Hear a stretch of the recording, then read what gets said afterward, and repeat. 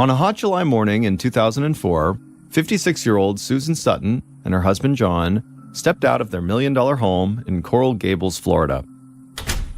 It was one of those days in South Florida when the temperature was a hot 90 degrees Fahrenheit, but the humidity made it feel even hotter. Susan could already feel sweat on her arms, and her shirt was sticking to her skin as she and John walked to their car parked in the driveway. But the heat didn't bother Susan. She loved the summer weather. Susan climbed into the passenger seat of the car, and her husband John got behind the wheel. They pulled away from the house and then headed through Coral Gables towards a nearby town where they were going to have breakfast with their son and his fiancée. Susan was average height, and she had a bright smile with perfect teeth. She had dirty blonde hair, but she sometimes missed dyeing it bright blonde like she'd done when she was younger. As for her husband John, he was tall with graying hair and blue eyes. When Susan and John were a young couple, people couldn't get over how good they looked together, like a fairy tale couple. And even as they got older, most people who knew them thought Susan and John were a perfect pair who had everything you could ever ask for. As the couple drove along, Susan glanced out the window and watched the city pass by. Susan had lived in Coral Gables since she was 13 years old, and as far as she was concerned, there was no better place to live in the whole world. Coral Gables was known as one of the most upscale communities in the Miami, Florida area. The secluded enclave was dotted with Mediterranean-style houses sitting on huge lots with palm trees in the front yards and big swimming pools in the back. The city was safe, beautiful, and only about 10 miles from Miami Beach. In the car, Susan and John talked about their work for a while. John was a very successful attorney, and Susan managed his and his partner's law firm. Some of their friends would ask Susan and John if it was difficult to work with their spouse. They figured always being together must get old at some point. But Susan said she loved working with John and managing his office, and she said John's partner, a gifted lawyer named Teddy Montoto, and all the employees at the office were like extended family. So she barely even saw the law firm as work. After driving for about 45 minutes, John turned onto a residential street and he parked the car in front of a new townhouse. John and Susan got out of the car and they walked up to the townhouse front door. They had bought this townhouse for their son and his fiancée about a month earlier, and they couldn't wait to see what the young couple had done to the inside of their new place. Susan knocked on the door, and then her 25-year-old son, Christopher, opened it up with a huge grin on his face. Christopher was a big guy. He was over 6 feet tall, and he weighed about 250 pounds. So when he hugged his mom, she almost disappeared in his arms. Christopher led his parents inside, and right away Susan could smell food cooking in the kitchen. Christopher beamed while he led his parents through the townhouse and showed them all the new furniture and decorations that he and his fiancée, Juliet Driscoll, had added to the place since they'd moved in. While Christopher gave his parents a tour of the place, Juliet shouted out "hello" from the kitchen, and then she came out and joined everybody in the living room a couple of minutes later. Juliet was 23 years old, and she was pretty with long brown hair. Susan and John both said that she kind of reminded them of the hippies, the free-spirited folks they'd grown up with in the 1960s. Juliet hugged Susan and John and told them how excited she was that they'd come over for breakfast. Susan and John had treated Juliet almost like their own daughter ever since the time she and Christopher had begun dating. And now Susan and John were thrilled that the two of them were planning their wedding. And Susan and John were also very happy that they'd been able to provide Christopher and Juliet with such a wonderful place to live as they began this new phase of their life together. Christopher led his parents into their small dining room, and then John and Susan took a seat at the table. Then Christopher went into the kitchen and he helped Juliet bring out all the food.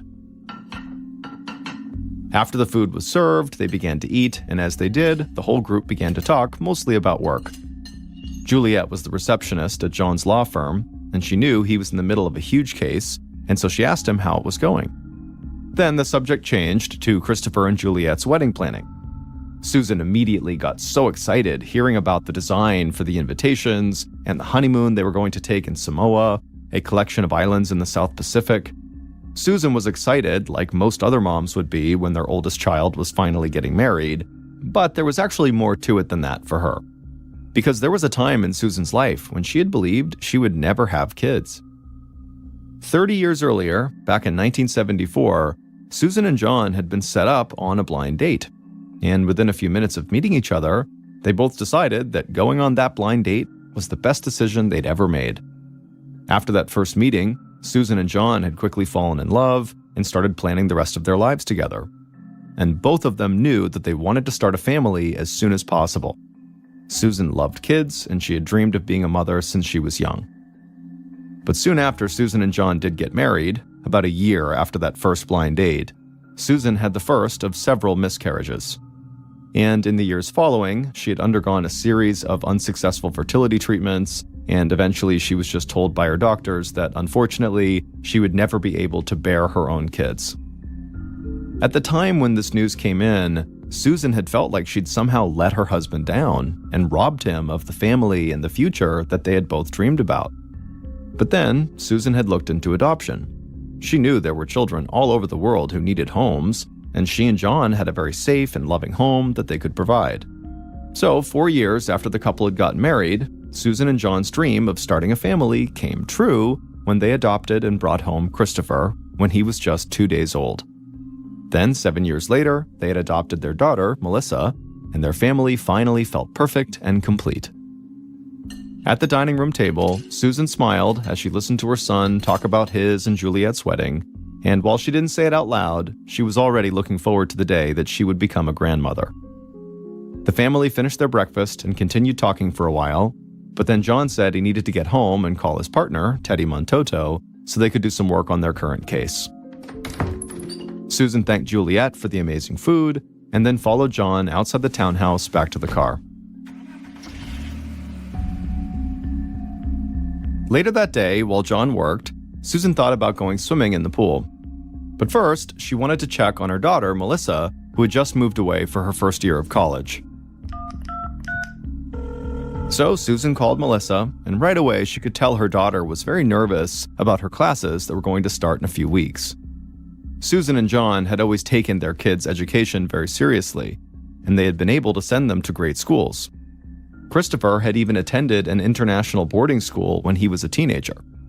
So Susan told Melissa she was absolutely prepared for college and that she was going to do great. Then Susan told her daughter that she loved her, hung up, and went into the living room where John was working. She asked him how it was going. John grinned and said it was actually going really well, and he was pretty sure he and his partner, Teddy, were about to make a lot of money. Susan kissed John and said that if that happened, they should definitely have Teddy and everybody else from the law firm over to celebrate. Then she headed upstairs, put on her bathing suit, and went out to the pool. Susan lounged by the pool in the hot summer sun and looked out over the large canal that circled their neighborhood. Being on the canal made the house feel even more like an oasis that was separate from the rest of the world. And as Susan lay there lounging in the sun, she thought about her son getting married and her daughter starting college, and her husband potentially about to win a huge lucrative legal case, and she wondered if it was even possible for her to be any happier.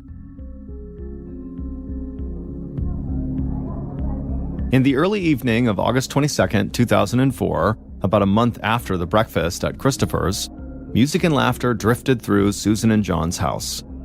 They were hosting a big party to celebrate both Susan's 57th birthday and also John's huge win in court that had made them over $1 million.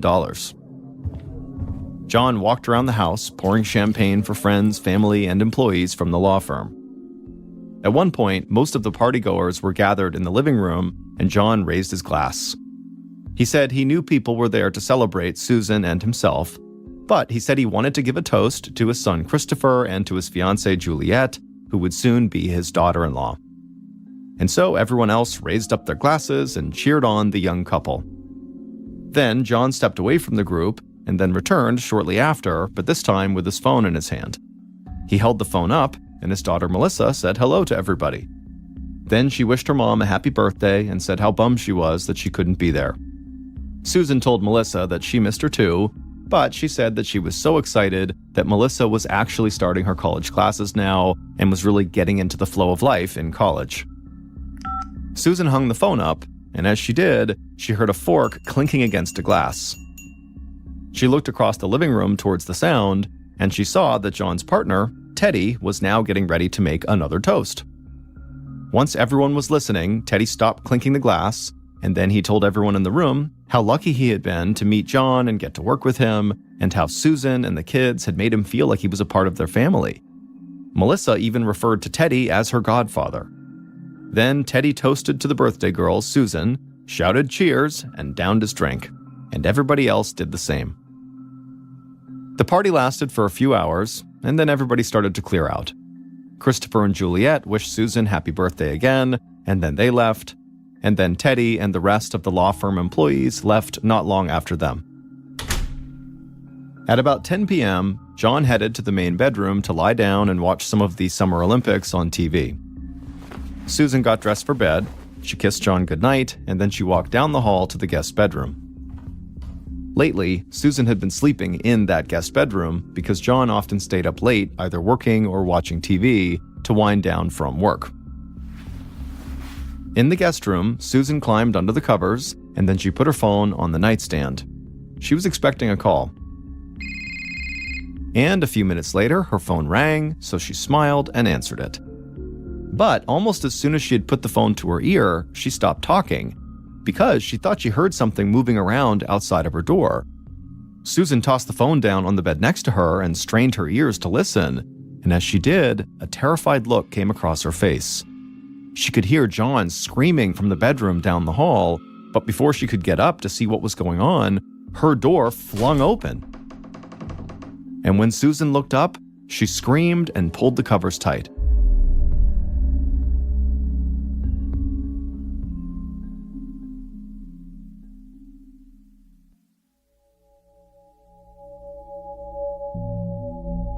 At 10:30 p.m., so just minutes after the door to Susan's bedroom had swung open, John crawled across the floor in the main bedroom.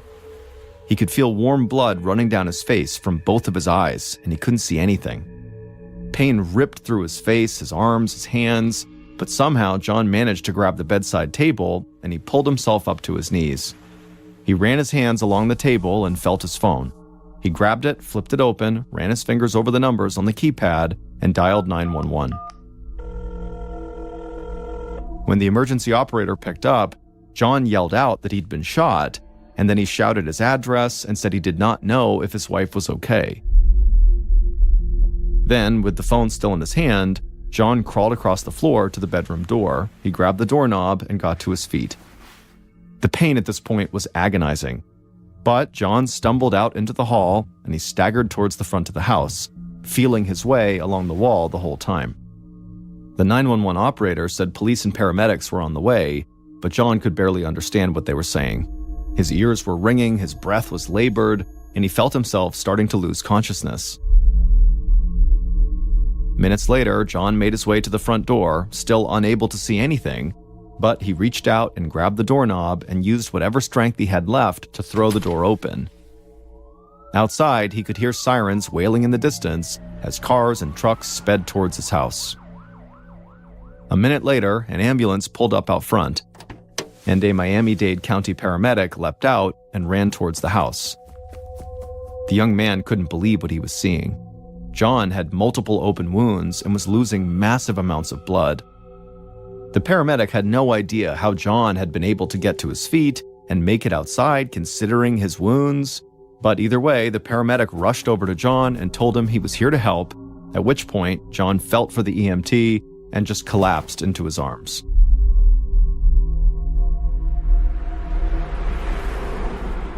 A few minutes later, a SWAT truck roared down the street in the affluent Coral Gables neighborhood.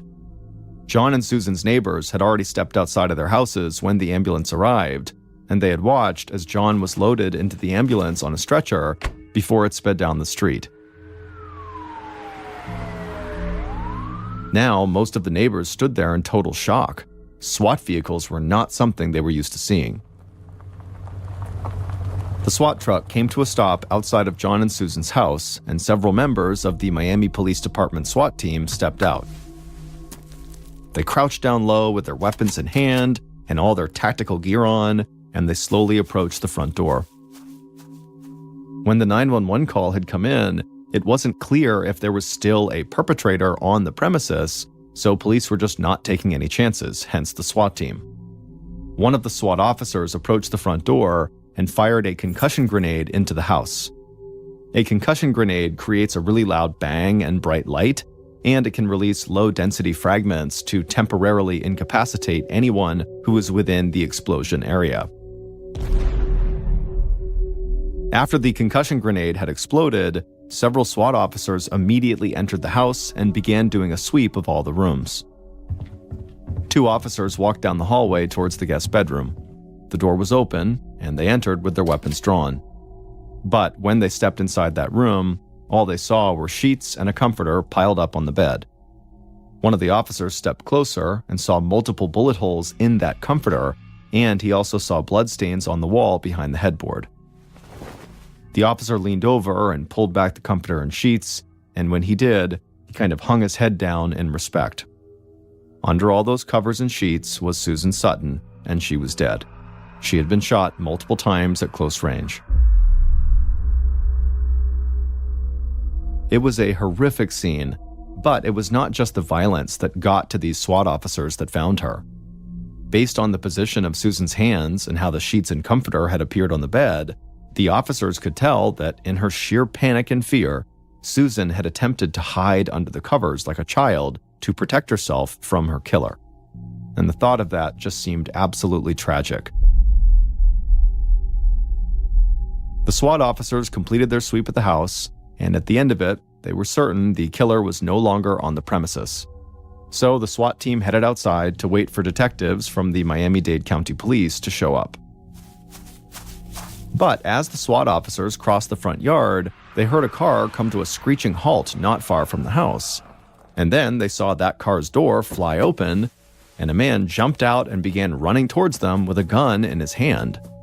The SWAT officers jumped into action and shouted at the man to put his weapon down, and this man quickly obeyed, holstering his weapon and raising his hands up into the air. And as soon as he did, one of the SWAT officers rushed over to confront him, to figure out why he was here and why he was brandishing a weapon.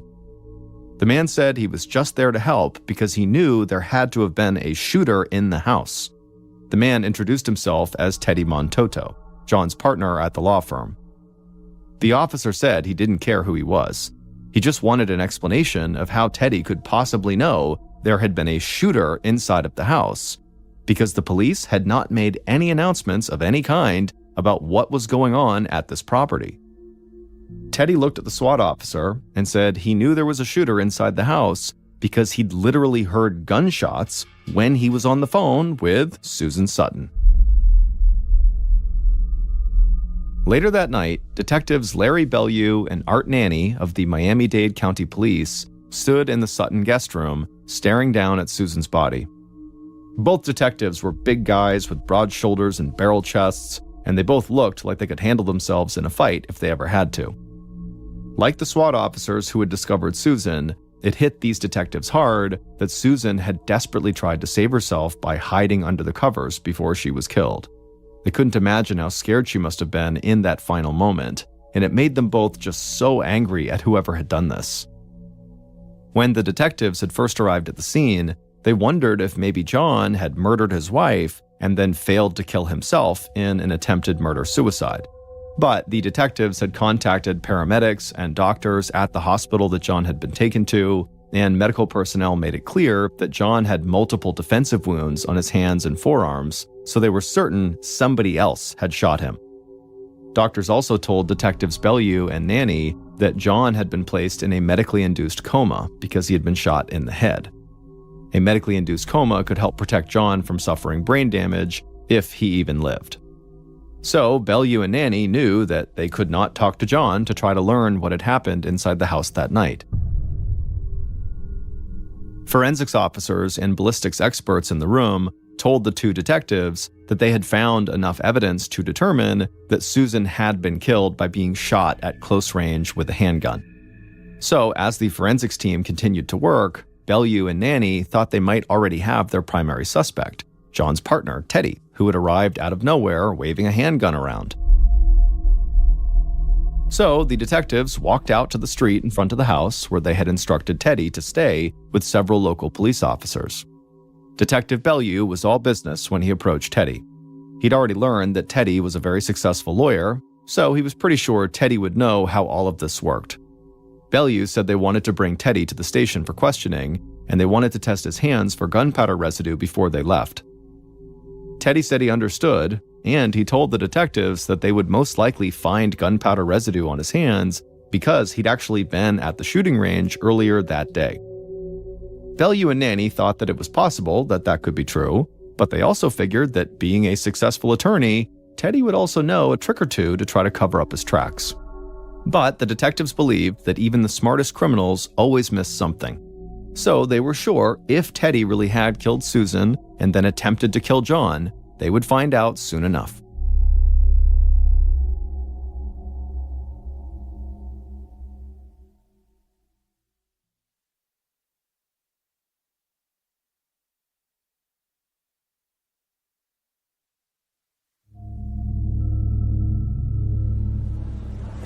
In the early morning of August 23rd, a few hours after Susan's murder, her son Christopher was sitting outside the hospital room where his father was in a medically induced coma. And as Christopher sat there, he was listening to his little sister Melissa cry on the phone. Christopher and his fiancée had left the party at Susan and John's the night before and gone to a late movie. And when he got out of that movie, Christopher saw that he had a bunch of missed calls from Teddy, friends, and family. And not long after that, he had learned what happened to his parents. Christopher had at least been with his fiancée when he got the news about his parents, but he felt absolutely terrible that his younger sister was alone in her college dorm room in a place where she really still didn't know that many people. Christopher had always been very protective of Melissa when they were growing up, and even when he'd left the country to go to a boarding school overseas, he'd missed his sister more than anybody else. Outside the hospital room, Christopher listened to Melissa continue to cry on the phone, and as she did, he wished he could do more to comfort her. But Christopher told Melissa that he was still trying to figure out what had even happened and what was going on now. And he said he was really worried that whoever had killed their mom might actually show up at the hospital to try to finish the job on their dad. This sent Melissa into a complete panic, and she began saying she needed to come home right away, but she didn't have her car at school. Melissa said she knew Christopher needed to stay with their dad, so she would call Teddy, the man she referred to as her godfather, to come pick her up. Christopher thought this was a good idea, and he promised Melissa he would make sure nothing happened to their dad while he was there. They said they loved each other and then hung up. Then Christopher went back inside the hospital room to be by his father's side, while Melissa quietly packed a bag in her dorm room and tried to get a hold of Teddy. Melissa's initial calls to Teddy went unanswered because, at that time, he was sitting inside of an interrogation room across from Detectives Bellew and Nanny. The room they were in was barely bigger than a closet. It seemed designed to make people uncomfortable, but Teddy was actually unaffected by it. This was a guy who made a lot of money questioning and cross-examining people in court. He knew the law inside and out, and he almost always felt like he was 2 or 3 steps ahead of anybody he was talking to. But Teddy also respected law enforcement. He had relied on them throughout his legal career, so he did his best to be polite and attentive as the detectives questioned him. Bellew started by asking Teddy again why he had shown up at the Sutton house carrying a gun. Teddy said he had been talking to Susan on the phone about work when he heard, on her end of the phone, gunshots. He said Susan and John were like his family, so all he could think to do was just rush to help them if he could. The detectives nodded as Teddy talked, but they still were not sold on his version of events. They thought it was possible that Teddy could have attacked Susan and John and then rushed out of their house and then magically returned to the scene soon after, trying to play the hero so police wouldn't suspect him. At some point, Bellew asked Teddy about his business relationship with John. He wanted to know if there were any financial issues between the two men. Also, Detective Bellew knew they were dealing with victims here who were multimillionaires, so a dispute about money had to at least be considered as a potential motive. But Teddy didn't miss a beat. He said he owed his entire career to John, and they both helped each other make a ton of money, so there were no financial issues at all between them. Detective Bellew just sat there and stared at Teddy. He had nothing against Teddy, and he wasn't ready to just declare Teddy guilty or anything, but it was clear that Teddy thought he was in total control of this interrogation, So Bellew wanted to take advantage of what seemed like Teddy's arrogance. Bellew asked Teddy if he would take a polygraph test, which would make it easier for police to cross him off their list, and Teddy agreed. So Bellew and Nanny stepped out of the room, and they began talking about how the interrogation was going as they went to go arrange for this polygraph test. Both detectives thought Teddy was the kind of guy who would believe he could beat a polygraph even if he was lying. But they were pretty sure if Teddy was lying, the test would catch him. Later that morning, Teddy would sit for his polygraph test. And afterwards, as detectives Bellew and Nanny went over the test results with the examiner, they were taken aback. It appeared that Teddy had told the truth on almost all of the questions he had been asked, but there were a series of questions that Teddy had almost definitely lied about when he had given his answer, and all of those questions had to do with Susan. Bellew didn't waste any time. He approached Teddy in the interrogation room, he leaned in close and said they knew Teddy had just lied on that polygraph test, and for the first time, Teddy's entire attitude changed. The confidence and bravado disappeared, and he slumped forward in his chair. Then he looked up at Bellew with a pained expression on his face, and in a quiet voice, he said he had betrayed his best friend. He said that he and Susan had actually recently begun sleeping together. Bellew immediately turned to Nanny. They didn't have to say anything to each other because they both knew a love triangle could be an even stronger motive for murder than money. There was a chance that Teddy, John, and Susan had gotten into a fight that got completely out of control, and that's how people got shot. Or maybe Teddy had flown into a jealous rage and just decided to kill both of them. At this point, Teddy knew the detectives were highly suspicious of him. And so he said point blank that he had nothing to do with the attack on Susan and John. He might have been a bad friend, but he loved them and their kids dearly. And later that day, police would release Teddy because they didn't have enough evidence to hold him at the time. However, they made it very clear to him that he should not leave town. Teddy said he understood, and he said despite what they think, he still wanted to help the investigation. Once Teddy was gone, Bellew and Nanny shifted their focus to the murder weapon. Susan had been killed with a handgun, and if it matched Teddy's gun, they would know they had their killer. They just had to find that gun. But over the next couple of days, as forensics officers updated the detectives, they discovered that Susan had been killed with a Glock 9mm pistol, and at that point, they could not connect that weapon to Teddy. Still, detectives Bellew and Nanny felt if they kept digging, there was a good chance they'd be able to place Teddy at the scene of the crime with that weapon in question. So they were still confident they had a strong suspect in the case.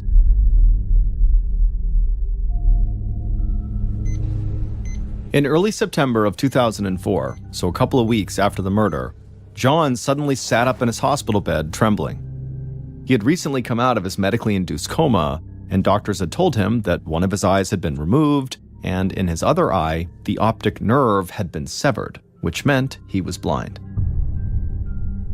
Now, John had accepted that he would be blind for the rest of his life, and so he couldn't understand right now why he was seeing someone dressed in all black lurking in the corner of his hospital room. The person in black began to move forward, at which point John began to thrash around in his bed, and he screamed as loud as he could, but the person in black was unaffected. They just kept moving closer and closer to John's bed. And then when they were right next to John, the person in black raised a gun and aimed it right at John. John screamed over and over again, and he tried to force himself out of his bed, but he just couldn't do it. And then John felt someone grab him, and he screamed and shook even more. But then John heard several people yelling his name and trying to get him to calm down, and he realized the person holding him was one of his nurses, and that she and several other members of the hospital staff were telling him that he was okay and that nobody had been in the room with him. He was all alone. After several minutes, John did calm down, but he was convinced that Susan's killer had been in the room with him and that they had come back to finish the job and kill him. So John demanded to speak to the police. Later that day, detectives Bellew and Nanny headed to the hospital to meet with John. Neither of them believed the killer had actually been in John's room. They had spoken to John's doctors, so they knew the medically induced coma, the medication John was still on, and the recent loss of his sight could all lead to hallucinations. But the detectives also thought John might be starting to remember who had attacked him. So when they met with him in the hospital, they didn't write off what he was saying about the attacker coming into his room. Instead, they asked him questions about what this person in black looked like. Is there any sort of description you can give? Because they were thinking that maybe what he was really remembering was actually the real attacker. And the detectives were thinking the real attacker was very likely his law partner, Teddy. And so trying to get some sort of description from John that sounded like Teddy seemed like movement in the right direction for the investigation. However, John would say he really didn't have a good description of this person in black, and he just couldn't recall who the attacker was who killed his wife and tried to kill him. But John would say he knew it was not Teddy. Teddy was not their attacker. John would say, from what he could recall of the night of the attack, that Teddy just seemed shorter than the attacker, and also the attacker seemed to move a lot faster than Teddy could. After telling the detectives the little he thought he remembered about the person in black / the attacker, John demanded to be let out of the hospital. He said it was no longer safe for him to be there, that this attacker was going to come back and kill him. Doctors, nurses, and the detectives tried to reassure John that he was safe at the hospital and that he still needed more time in the hospital to recover. But John wouldn't hear it. And even his kids, Christopher and Melissa, who by this point had made it home, could not convince their father to stay in the hospital when they got there. So, against doctors' advice, John checked himself out of the hospital and went to stay with Christopher and his fiancée in their new townhouse. And almost immediately after moving in, John would tell his daughter, Melissa, to just go back to school, and John would begin to talk about how he needed to get back to work. John said his wife would not want the family to put their lives on hold just because she was gone. Leaving the hospital that day, Detectives Bellew and Nanny had been a little shocked by what they had seen. But after what John had experienced, they understood he would be in fear for his life until they found Susan's killer and put them away. And even though John said he was sure Teddy was not the person who had attacked him and his wife, the detectives still considered Teddy their main suspect. They just altered their theory about what could have happened a bit. They thought Teddy might have hired someone to do his dirty work for him, and that Teddy had been on the phone with Susan at the time of the murder just to make sure whoever he had hired had done their job. But even with the information on Teddy and Susan's affair, Teddy's failed polygraph test, and cell phone records that proved Teddy had been on the phone with Susan when she was killed, police still didn't have enough on Teddy for a murder case to hold up in court. So they spent the next several weeks looking for the Glock 9mm that had been used to murder Susan, and searching for this mysterious person in all black that John had claimed was in the hospital room with him. But Bellew and Nanny still knew there was a chance this person in black could have simply been a figment of John's imagination. But the search for this person and the search for the gun were very slow, and so as 2004 rolled into 2005, the detectives felt like they were running out of time, and that every day the killer walked free put John and his family in more danger.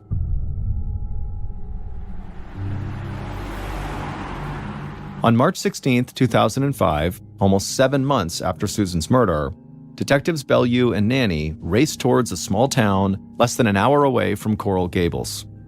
They had gotten a call from local police who had just busted a petty drug dealer on a marijuana charge, and it turned out the dealer had a criminal record, including a recent charge for threatening 2 people with a Glock 9mm pistol.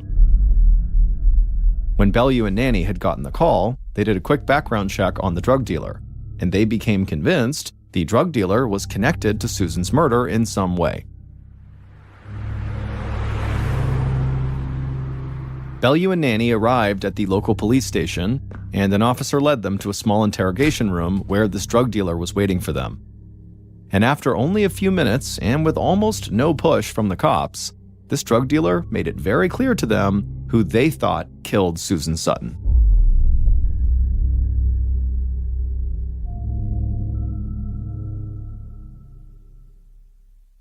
Based on the meeting with that drug dealer, evidence found at the scene of the crime, and interviews conducted during the investigation, here is a reconstruction of how police believe someone murdered Susan Sutton on August 22, 2004.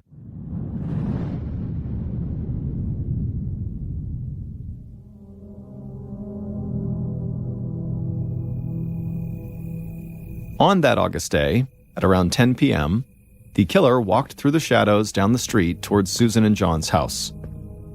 They wore black jeans, a black long-sleeve shirt, black boots, and had a black knit mask pulled down over their face. They also had a Glock 9mm pistol clutched in their hand. The killer glanced at the large houses that lined the street and imagined all of the stuff inside of them that must be worth stealing. But the killer had a mission to accomplish, so they turned their eyes back to Susan and John's house. A few minutes later, the killer crouched down as low as they could and ran to the side of Susan and John's house.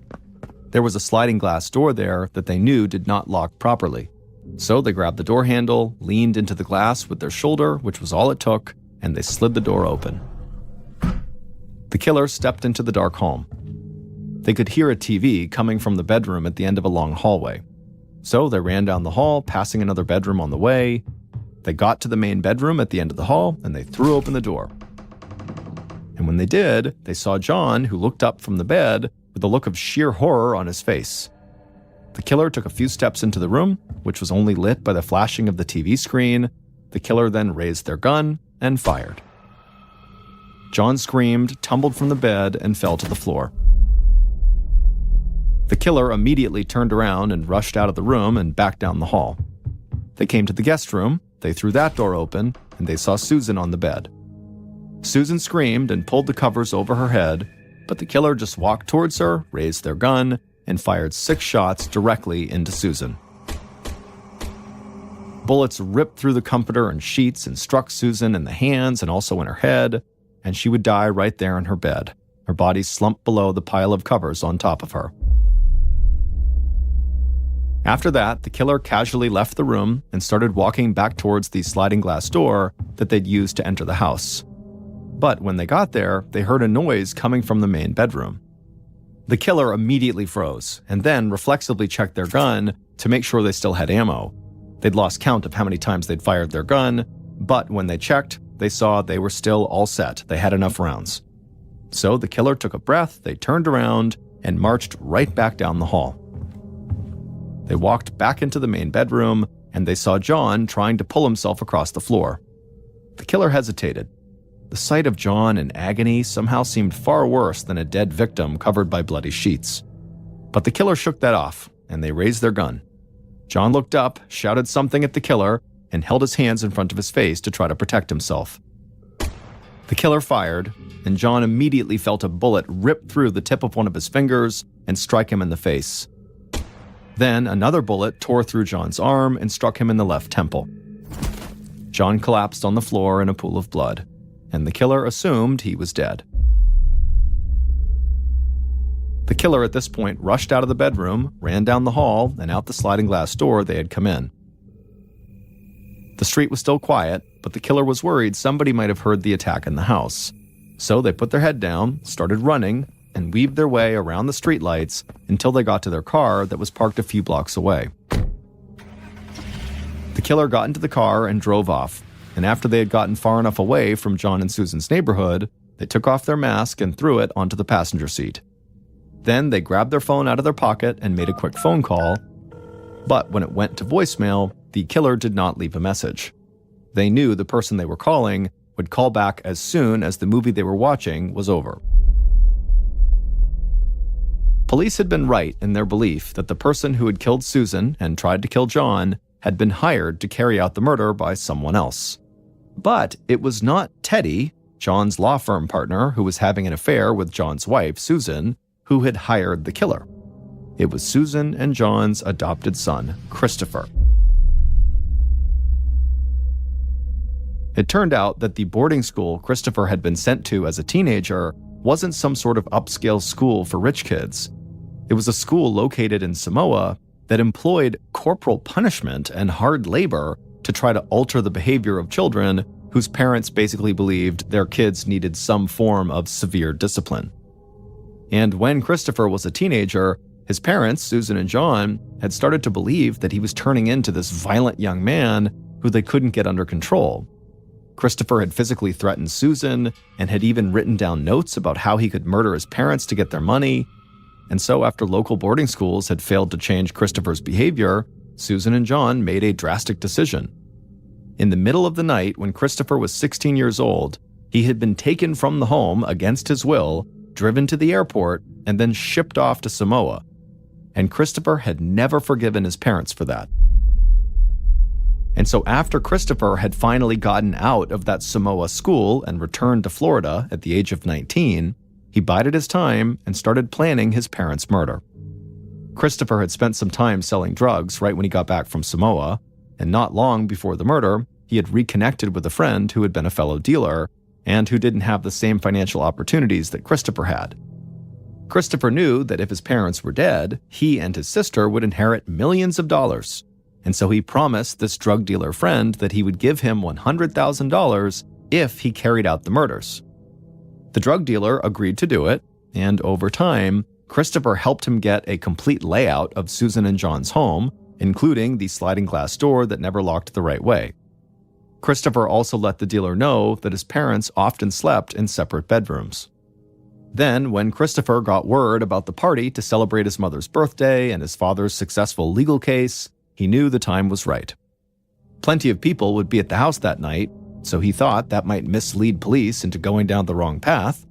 Then he would make sure he and his fiancée were seen at the party before they left and went to a late movie that would give Christopher an alibi for the time of the murders.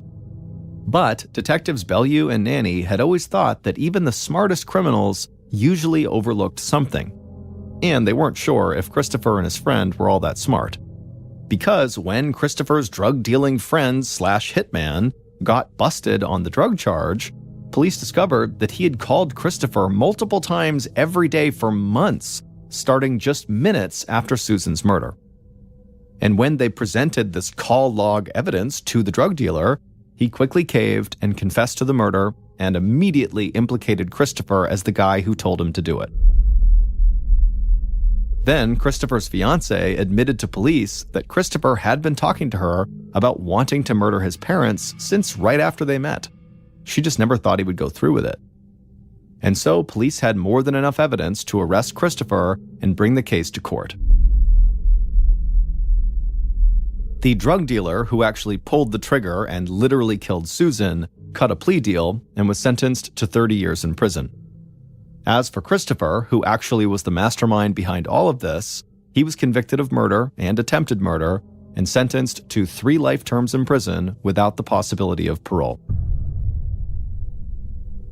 As of 2023, Christopher's father and would-be murder victim, John Sutton, continues to give money to experimental research programs that have the goal of giving people who have gone blind the chance to see again.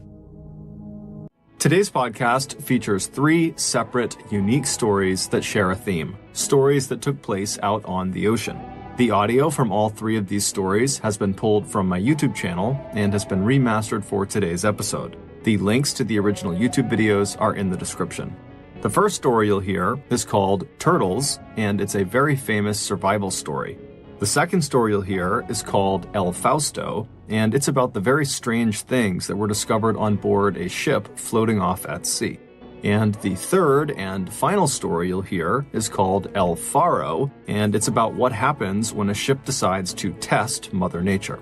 But before we get into today's stories, if you're a fan of the strange, dark, and mysterious delivered in story format, then you've come to the right podcast because that's all we do, and we upload twice a week, once on Monday and once on Thursday. So if that's of interest to you, please raise the 5-star review button's office chair all the way up. And in 2012, 35-year-old Jose Alvarenga was an extremely experienced fisherman, having spent years and years commercially fishing. In November of that year, Jose volunteered to do a 30-hour deep-sea fishing shift for his company off the coast of his hometown in Mexico. He hoped he'd be able to catch some sharks, marlins, and sailfish, 3 of the more lucrative fish you can catch. Unfortunately, the guy Jose usually went deep-sea fishing with was not able to go at the last minute, but Jose still really wanted to go out and do this shift, and so he took the only other fisherman in their company that was willing to go or that could go, and it was a 23-year-old, extremely inexperienced, brand new fisherman named Ezequiel Cordoba. And while Jose knew he was not going to be a huge asset out on the seas, he figured, it's a short trip and we're not that far off from shore, so you know what, he's fine, I'll take him. On November 17th, the pair set out on their 24-foot fiberglass skiff with a small motor. On board were various fishing tools, a radio, and a large icebox to hold all the fish they were going to catch. Once they reached the area they were going to be fishing, their trip immediately started paying off, and within just a couple of hours, they had already almost completely overloaded the icebox. Their luck was so good that when they saw a storm coming in, they decided to wait and continue to catch as many fish as they possibly could before heading in at the very last minute. But the storm that was rolling in was like the storm of the century, and by the time they did turn around to head into shore, it was too late. They got caught up in this wicked storm where the rain was so intense they literally could not see to shore. They tried to use their compass and other instruments to navigate to shore, but between the winds and the waves and the fact that their boat was so heavy from the nearly 1,000 pounds of fish they had caught, they were just really unable to get anywhere near shore. When the storm just continued to rage and they were just kind of floundering in the water, they decided they needed to dump their catch. So they dumped all 1,000 plus pounds of fish back into the water. But even then, with a more agile boat, the storm was so severe they just could not navigate effectively. And so Jose turned off the engine and told Ezekiel that their best chance here was to just wait it out. And once it was done, they would head back into shore. But that storm continued to rage for 5 days. The torrential rain never stopped, the waves were huge, the winds were awful, and before long they were getting pulled out to sea and had no idea where they were. Now, they had only planned to be out for 30 hours, so they did not have much in the way of supplies. And so after a few days, they had run out of food and they had run out of water, but luckily, because it was raining so much, they were able to drink the rainwater. But the real immediate problem they were facing is over the course of those 5 days, the storm was just battering their boat. And by the time the storm cleared, their boat was ruined. Their motor had been torn off and was just gone. Their electronics were busted and all of their fishing gear was either damaged or gone. There was enough charge in the radio for Jose to call back to his boss on the mainland and send a mayday message, but the radio died before they got a return message, so they weren't able to confirm if anybody on land was going to come looking for them. Left with minimal supplies, no radio, no motor, Jose and Ezekiel just had to hope somebody on the mainland heard their message, and they slowly began to adjust to life at sea. Jose was able to leap into the water and catch turtles, fish, seabirds, and jellyfish with his bare hands, and so that's what they ate. And then the two of them would try to catch rainwater whenever they could, but the majority of the time they had to drink their own urine and turtle blood. Despite their initial optimism that their boss had probably heard their mayday message and would be sending people out to get them, as days turned into weeks and weeks turned into months, they realized that probably no one was coming to find them.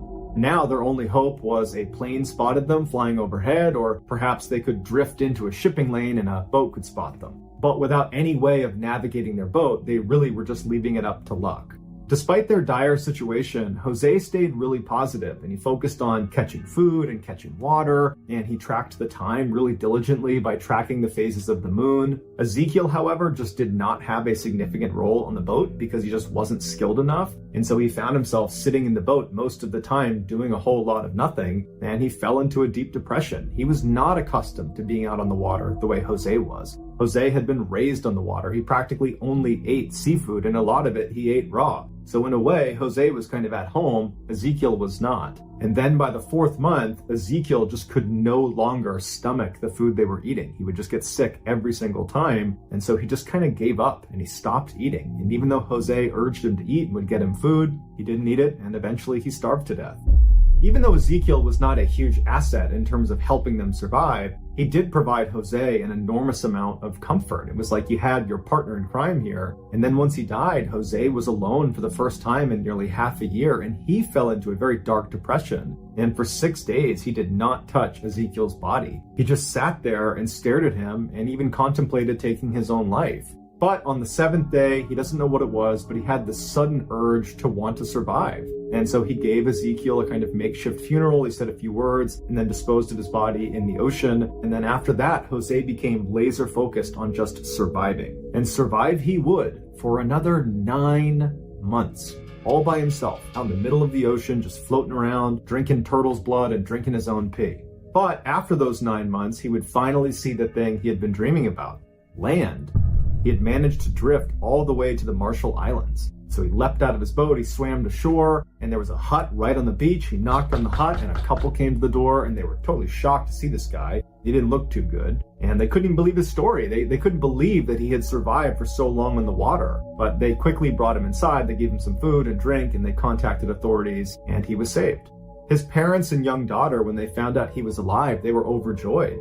They, along with everybody else, believed he had perished. They had sent out a search party for them, and they'd found pieces of their boat that had broken off in the storm, and so they assumed, they must have sank. Then, in a strange turn of events, shortly after he got home, people began accusing him of lying about what happened. People said he looked too good to have been out on the open ocean for 14 months. He should have been emaciated, and at the very least, he should have had scurvy. But doctors would say he ate so many turtles and seabirds that he was pretty well fed. And turtles and seabirds contain a high level of vitamin C that would have protected him from scurvy.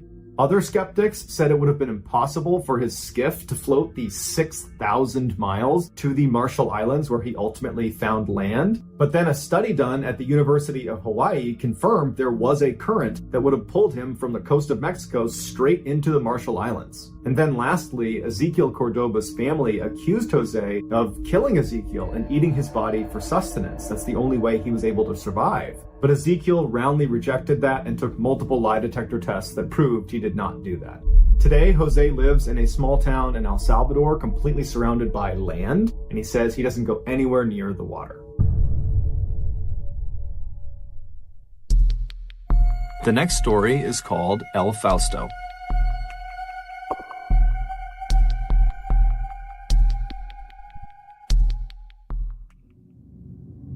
On July 20th, 1968, a small fishing boat called El Fausto took off from their port on La Palma Island, which is part of the Canary Islands, which is a Spanish archipelago, and they took off for El Hierro, which was another island about 50 miles to the south. On board El Fausto were three very experienced fishermen and sailors. They were the brothers Ramon and Eliberto Hernandez, as well as their cousin Miguel Acosta. Their trip to El Hierro was uneventful. It took about 7 hours. They arrived at the port in the early evening hours, and they unloaded their cargo onto the island, which was actually explosives used in agriculture. So they unloaded all that, and then the three of them went to get some food and relax for a few minutes before they came back to the dock and began preparing to leave.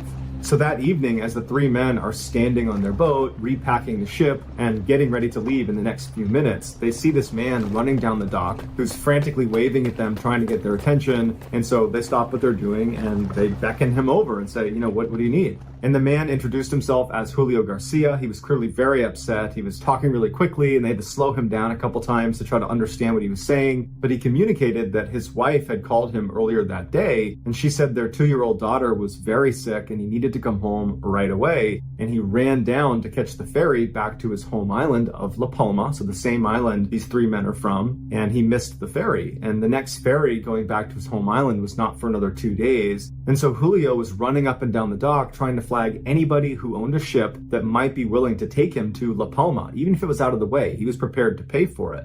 And so, of course, the El Fausto crew said, we're actually going to La Palma. We live there too, and we'd be happy to take you. You don't need to pay for this. And so Julio begins to help them load the rest of their equipment onto the boat, which included some food. They had 22 pounds of fruit and they had some fresh water. And then once everything was loaded up, they undid their lines and they set sail for La Palma. They took off at about 2:30 in the morning on July 21st. The water was very calm during their return trip. The only thing they had to contend with was a light mist that formed over the water in the early morning hours right after the sun came up, but it really wasn't enough to affect their ability to navigate. But even if the mist was more severe than people realized, Ramon, Eliberto, and Miguel were very experienced sailors that in fact had been sailing on this particular stretch of water ever since they were teenagers, and they had navigated these waters in far worse conditions and had always managed to get through it.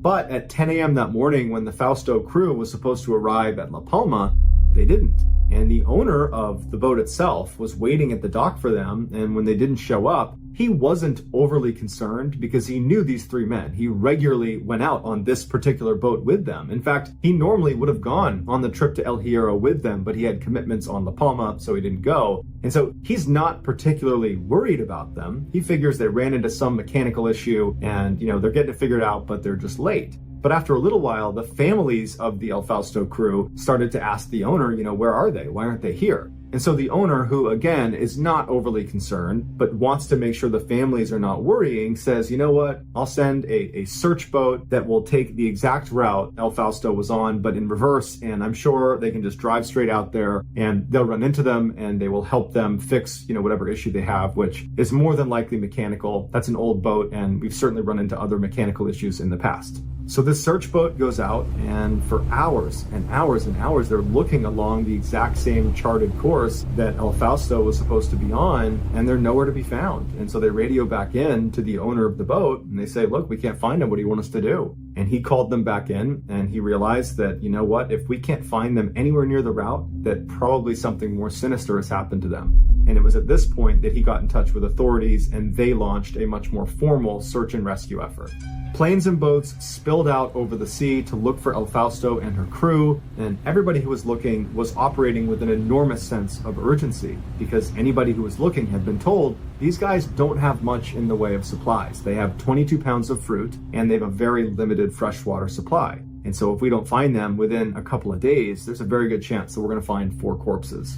But despite searchers' motivation to find these guys, a couple of days passed and there was no sign of them. And unfortunately, people did start to think, I think it's more likely we're going to find 4 dead bodies than 4 sailors waiting to be rescued.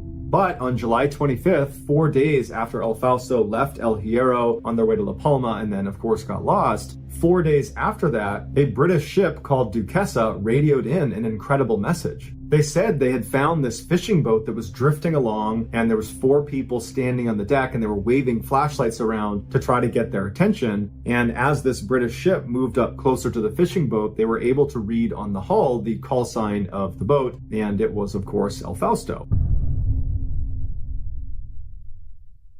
Where El Fausto had been found was 120 miles west of La Palma. So they had drifted way, way off course.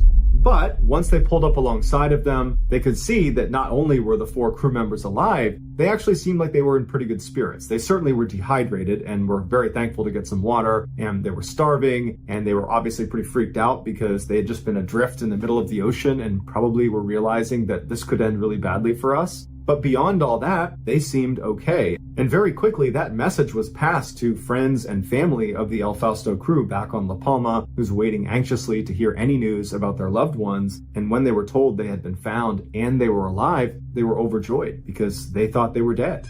But after the initial transmission had been sent out by Duquesa saying, hey, we found the crew and they're alive and they're good, well, a couple hours went by and the Duquesa sent another transmission that was very strange. They said the crew of El Fausto was refusing to be towed back home.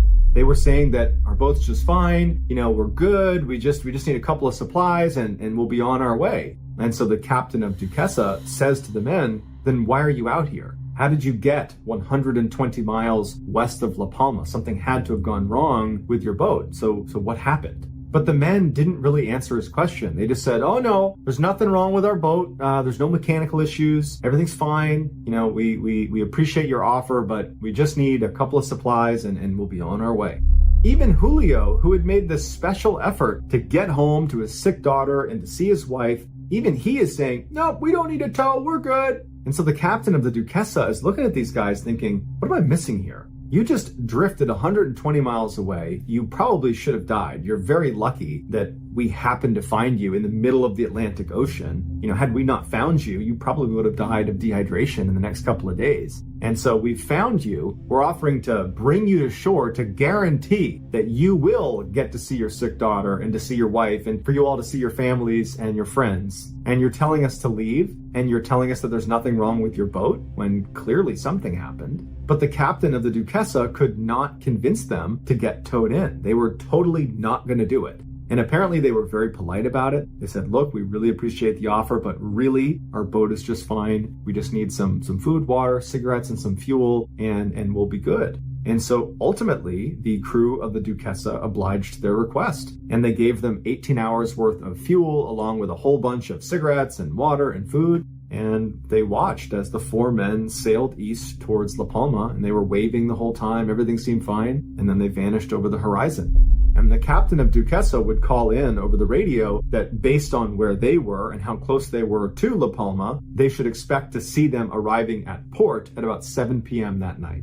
Back on La Palma, friends, family, and hundreds of other people from the island went down to the dock and were drinking wine and having a big party, celebrating the imminent return of their friends and their loved ones. But unfortunately, 7 p.m. came and went, and they didn't show up. And so, of course, the family of the crew became very worried that, oh my gosh, this nightmare is starting all over again. And the owner of El Fausto came over to them and reassured them that he's been in touch with the authorities, who were speaking to the captain of the Duquesa, who were speaking to our friends and family and loved ones on El Fausto, and everything's fine. They have all the supplies they need. They have all the fuel they need. I'm sure they're just running a little bit late. Everything is totally fine. And so friends and family and some diehard supporters stayed down at the dock for several more hours until it became clear that something's gone wrong, and unfortunately this nightmare is not over. The next morning, after El Fausto and her crew were once again labeled missing, Spain kicked off their largest ever search for missing people. They had bombers flying overhead, they had military and civilian ships all over the area where the Duquesa had made contact with El Fausto. They had so many people combing the water, so many planes overhead, and for 2 weeks they looked everywhere and they couldn't find anything. And finally they had to call it off, and they said, look, we don't know what happened to them. And they declared them lost at sea, which basically meant we think they're dead, but we'll probably never know for sure. 2 months later, on October 9th, an Italian merchant ship called the Anna de Mayo, who was on their way to Venezuela, spotted a small fishing boat way off in the distance that was just bobbing around aimlessly. And the first thing they noticed was this ship is far too small to be making a cross-oceanic voyage. They shouldn't be out here. And as they got closer, they could tell that there was no one standing on deck or in the cabin. There's no one driving this boat. And so finally they got so close they could read the hull, and it says El Fausto. So the Anna de Mayo pulls up right alongside El Fausto. They tether themselves together so it doesn't float away. And 2 of the Italian sailors get on board El Fausto, and they're yelling out to see if anybody's there, but no one's responding. And they're looking around, and the ship is in great condition. There's no sign of obvious damage or any violence that might have taken place on here. They go into the cabin where the steering wheel is, and they're looking for some sort of logbook that would have documented, what happened on the ship, but there's no logbook. And so the Italians were left scratching their head thinking, how could a perfectly seaworthy boat wind up abandoned in the middle of the Atlantic Ocean? Where's their crew? But they still needed to go down below into the little space that was the engine room. And so the 2 sailors that had boarded to look around, they make their way over to the section of the deck where there's this hatch that they open up, and they look down and they smell this horrible smell, and they turn on their light, and they're met with this horrible and inexplicable scene. Laying on the ground inside of the engine room on his back was a dead man who was partially mummified. He had no clothes on, and he was clutching a transistor radio. And so the 2 Italians that found him, they stepped back and they had to compose themselves. And then one of them actually went down to look around for clues and see if perhaps there's other bodies down there. And so when he went down, it was just the one body, and he could only find one other clue. And it was this small notebook that was positioned right behind the dead body that they didn't see when they first looked down.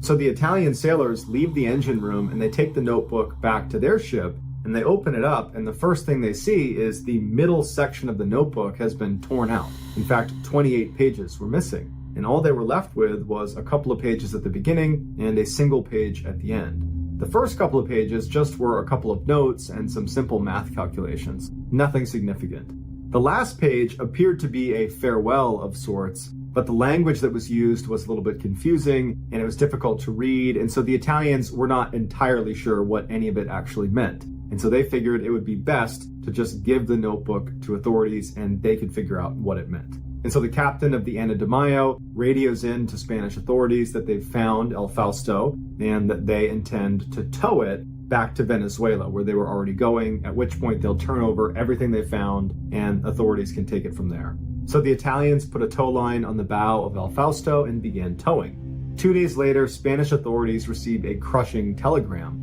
Apparently the night before, as El Fausto was being towed, it suddenly lurched forward and went bow down into the water and sunk so rapidly that it ripped the tow line off of the back of the Anna de Mayo and was underwater well before they could do anything to try to stop it. The crew of the Anna de Mayo swore they had followed procedure and they knew what they were doing, and this was just kind of a freak thing, but regardless of how or why it happened, the ship was now gone, and so too was the dead body, so they couldn't even positively identify whoever that was. All they had was that notebook they recovered from inside the engine room. The notebook was sent to La Palma, where it was put in front of the families of the 4 men who were on El Fausto, and very quickly, Julio's wife was able to identify his handwriting. He apparently had a unique way of writing, and she was used to reading it, and so she said, that's definitely his writing, and in fact, I recognize that notebook. He kept that notebook to track payments because he was a mechanic and people requested his services, and that's what he used to track payments. This, of course, meant the dead man inside of the engine room was almost certainly Julio. Julio's wife examined the notebook, and she was able to decipher that last page, at least most of it, and she said it was this very detailed description of exactly what she needed to do once he died, because clearly, based on the way he was writing, he knew he was about to die. And at first it says, here's how you access my insurance policy, and here are the different properties I own, and how you go about selling them. And then in his final moments, he scrawled one last message at the very bottom of the last page that said, don't ever tell our son all that has happened to me. You know that God wanted this fate for me. Love you. So if Julio was so sure he was about to die that he would take the time to write out a detailed list of instructions for his wife to follow when he died, well then why didn't he take the time to also offer a small explanation as to what happened to he and the other crew members of El Fausto? He had to have known that whoever was going to find his dead body in this notebook was going to have an awful lot of questions. Unless he did know that and did write a description, except it was in those 28 pages in the middle of the notebook that had been removed. And if that's the case, then who removed them and why? And where's the rest of the El Fausto crew? And why did they tell the Duquesa that nothing was wrong with their ship? And why didn't they take the tow into shore, which would have guaranteed their safety? There's just so many questions that have never been answered in 50 years. The most widely accepted theory is the crew of El Fausto experienced a series of small but compounding setbacks that, combined with panic, led to really bad decision-making and ultimately their death. Others say there are just too many anomalies and oddities about this case to just be a product of bad decision-making, that there has to be something else going on. And so there are lots of alternative theories about what happened, ranging from abduction to illegal trafficking gone wrong, to perhaps they saw something they shouldn't have. But sadly, no one will know for sure what happened to these guys until there is a major break in the case. And at this point, people are just hoping those missing 28 pages turn up and that those will be able to explain what happened to El Fausto and her crew. The next and final story is called El Faro.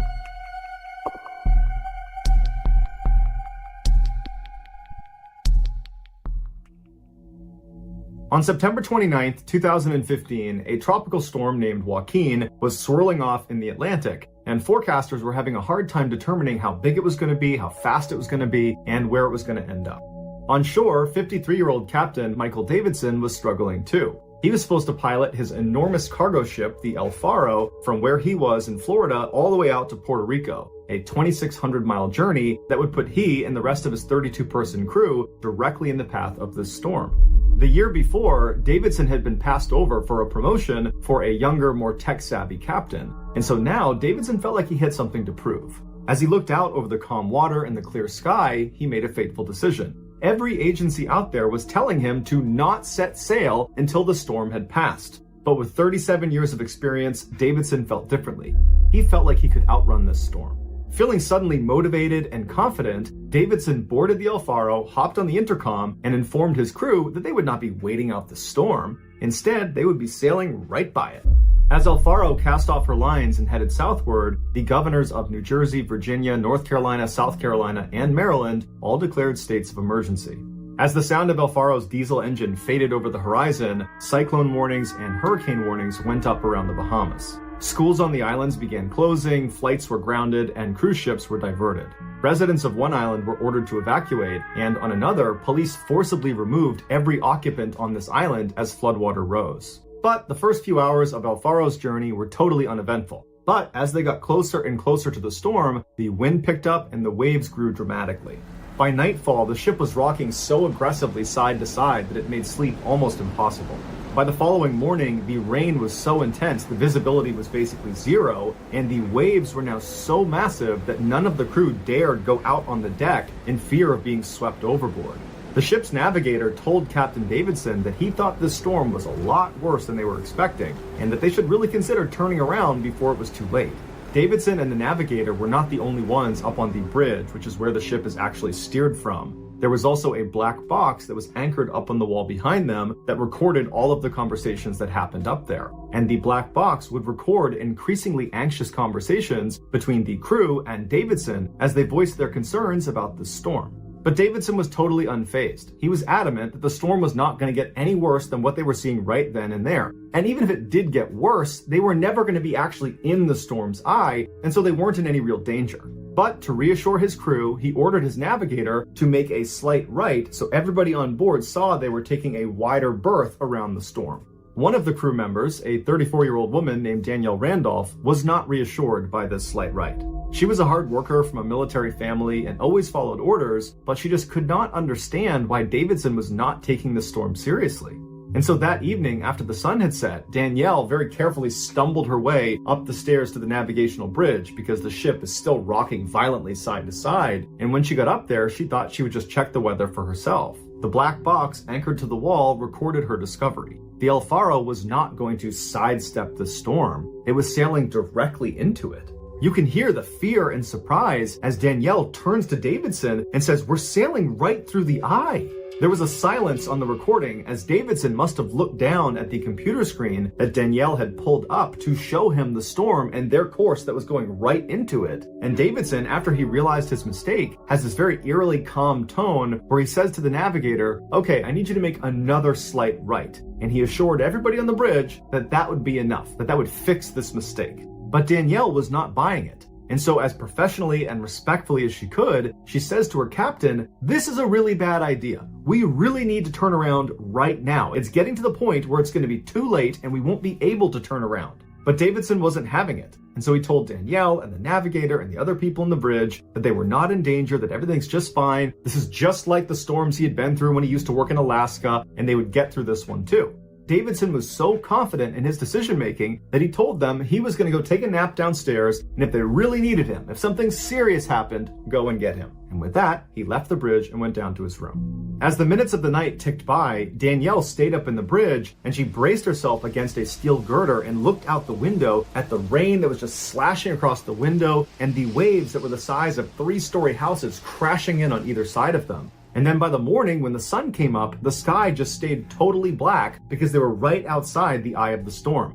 Suddenly, under their feet, Danielle and the navigator and the other people up on the bridge heard this awful clanging metal sound as the constant rocking of the ship had finally loosened up the straps, holding down these massive metal containers down in the cargo hold, and they were now loose, smashing into the inside of the ship. And then they heard an even worse sound, and the black box recorded it too. And that was the shrill of an alarm that meant El Faro was taking on water.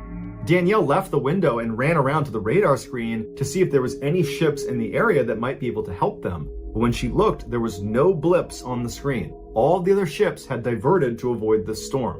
El Faro was totally alone. At the sound of the alarm, Davidson came running back up to the bridge, and you hear him on the black box, and he sounds like someone who's acting calm, but there's a tightness in his voice that he's trying to conceal the fact that he's actually probably quite scared. Because at this point, the reality was the El Faro was now too close to the eye of the storm, and they would be unable to escape its grasp. They were going to get pulled into the eye of this hurricane. Furious with her captain, she brushed past him without saying anything, and then very carefully made her way down the stairs to her room. And the whole time she was walking, she would have been barely able to stand, because now with those loose shipping containers down in the cargo hold, the ship would rock even farther to each side, because as soon as it tilted one way, the containers would slam into the wall, driving it even farther into the water. When she finally staggered her way down and got to her door, she would have opened it up and her whole room would have been trashed. Everything that wasn't anchored down had been tossed all over the room, all of her clothes, any furniture would have been dumped all over the room. But she didn't care about any of her stuff on the ground. She only wanted her laptop. She found it was on the ground, she picked it up, she put it on her desk that was bolted down, and very carefully she opened it up and she opened her email. As the alarms are shrieking in the background and she can hear the sound of the shipping containers smashing into the inside of the cargo hold, she writes this note to her mother where she tells her the winds are really bad and it looks like they're sailing right for the center of this storm. And she's about to hit send when she stops for a second, she looks at her computer screen, and she adds one more line. Love to everyone. Danielle never said things like this. She was always strictly business. And so for her to put that line was an acknowledgement that this might be the last time she ever talks to her family. Shortly after Danielle hit send on that email, the ship listed hard to one side and then it stayed there. The loose containers down in the cargo hold had finally shifted the ship's center of gravity. Water immediately began pouring into the lower sections of El Faro. Danielle knew it was only a matter of time before the water reached her, and so she leapt out of her room and ran down the hall, which was now sideways. She got to the stairwell and climbed her way up to the bridge. As soon as she got up there, all the people on the bridge were holding onto the center console so they didn't fall up against the wall, and she heard Davidson ordering the navigator to turn the ship into the wind. It was a last-ditch Hail Mary effort where Davidson believed the wind was so strong it would blow the ship back upright. If this didn't work, the ship was going to sink. And so the navigator began desperately turning the wheel, the lights inside of the bridge began to flicker, and the engines growled and vibrated as it churned, trying desperately to get up and over this enormous wave. But as they were just about to crest the top, the engines completely died and it went silent in the bridge. And so now that El Faro is without power, it's just sitting idle in the middle of the storm, and it's getting smashed by these 3-story high waves, and it begins to force the nose of this giant ship to go under and stay under.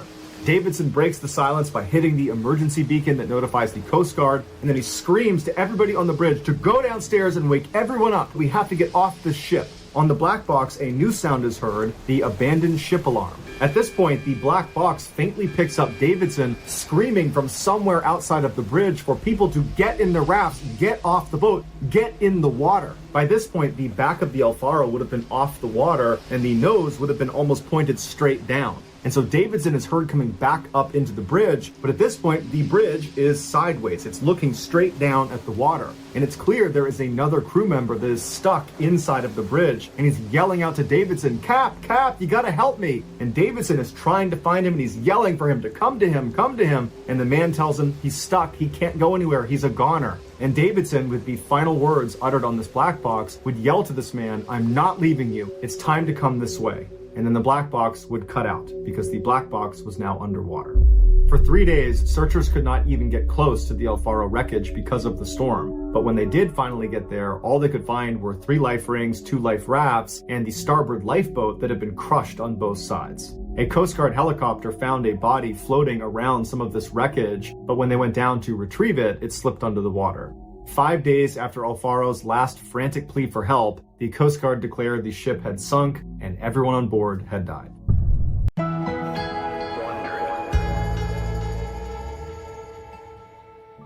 On the evening of January 3rd, 1991, a 40-year-old mountain climber named Yi Song felt the wind and snow whipping against his face as he stared up at a mountain peak jutting through the clouds high above him.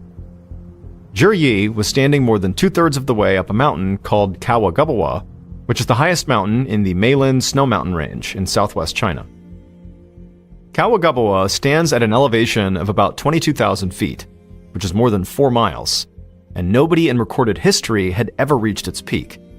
In fact, the Tibetan villagers who lived at the base of this mountain believed that nobody ever would, and some of those villagers regularly tried to prevent would-be climbers from even trying. But Yi and the 17-member team of climbers he was helping to lead were determined to prove the villagers wrong, and to make history. They had started climbing this mountain a month earlier, and they were now closer to the peak of Kawagabawa than anyone had ever gotten. Yi turned his gaze away from the peak and looked around the temporary camp where he and his team were planning to spend the night. He could see several climbers struggling to reinforce their tents against the snow and the wind. He and his team had chosen to climb at this time of year because it was known as the dry season, when major storms were actually rare. So Yi couldn't understand why the snow just kept coming down. He grabbed his radio off his belt and called down to base camp, which was a camp at the foot of the mountain where other members of the team provided weather information and support to the climbers. Yi told a base camp team member that the snow was still unbelievably falling hard up here. That team member reminded him that the climbers should clear snow away from their tents at least every 2 hours. Yi was about to respond, but just then, his radio cut out, and he heard this loud buzzing sound coming from it. He stared down at his radio, confused. This was the sound it made when it needed a new battery, but he had just put a new battery in. Yi fumbled with the radio, trying to fix it, but all he could hear was this buzzing sound, and then also, periodically, he'd hear the voice of the base camp team member cutting in and out. Yi communicated over the radio and wasn't sure if anyone heard it, but he said he was losing communication and he would try to contact them again later. Then Yi turned off his radio, clipped it to his belt, and the buzzing stopped.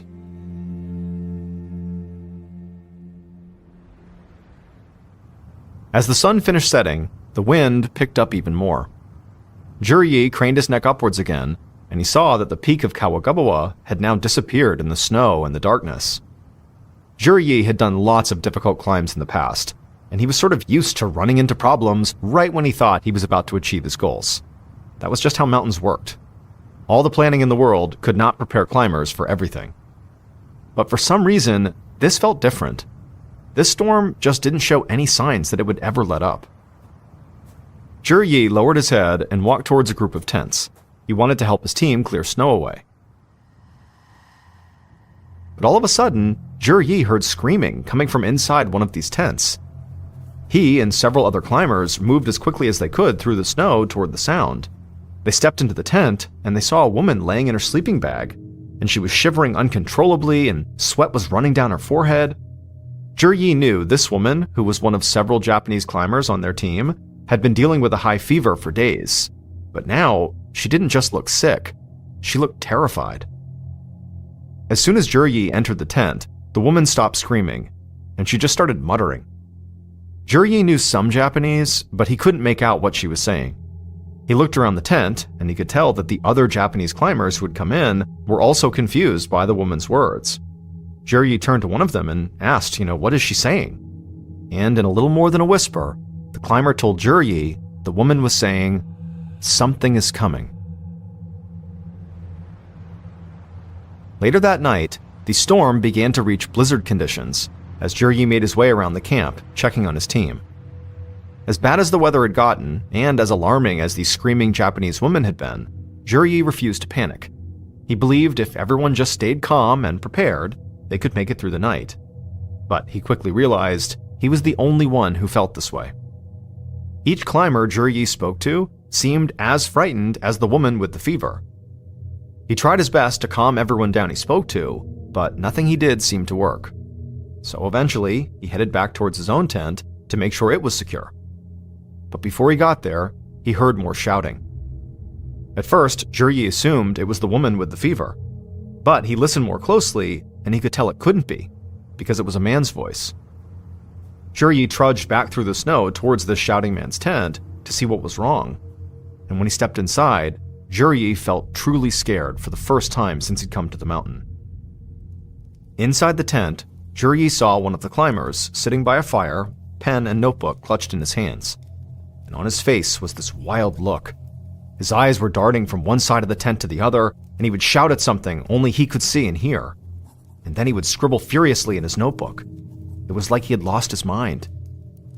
Yi was so unsettled that he just backed out of the tent, and as soon as he was outside, he turned and began rushing back through the snow towards his tent. However, as he was between tents, he heard this loud rumbling sound, almost like the banging of a drum, coming from high up the mountain. He froze where he was, terrified, and he heard the sound of trees cracking and splitting, and he knew this must be it. This is the avalanche. However, when Yi looked up the mountain, expecting to see a mass of ice and rock barreling down the mountain towards them, all he could see was the falling snow and the black night sky. There was no avalanche.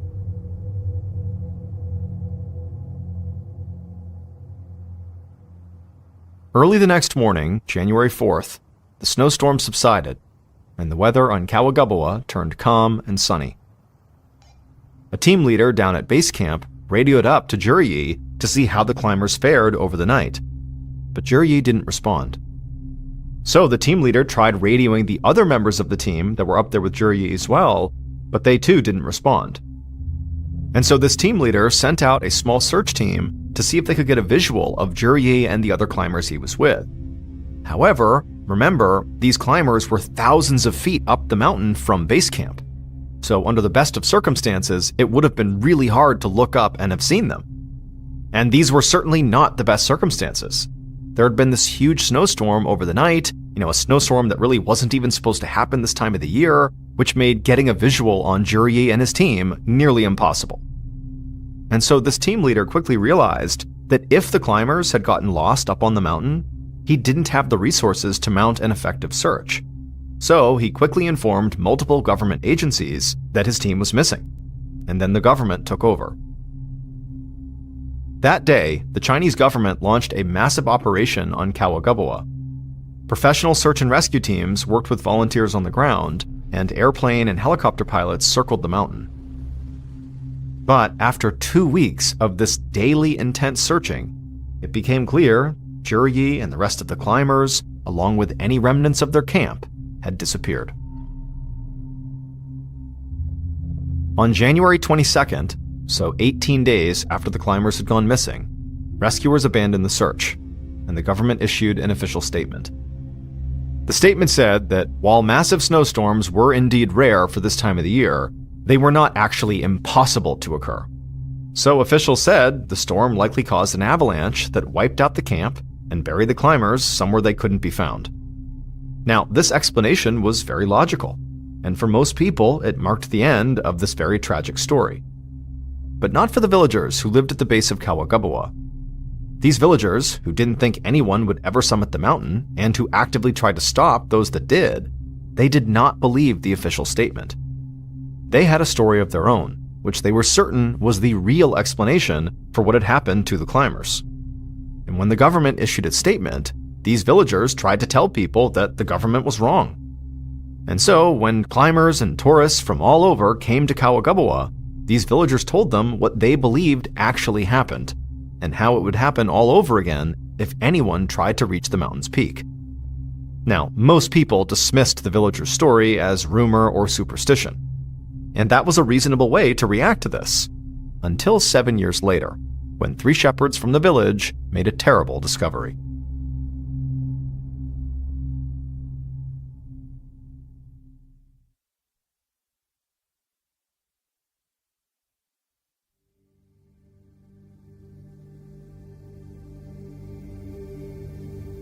Seven years later, on the afternoon of June 18, 1998, 3 shepherds were walking along a glacier near the base of Coral.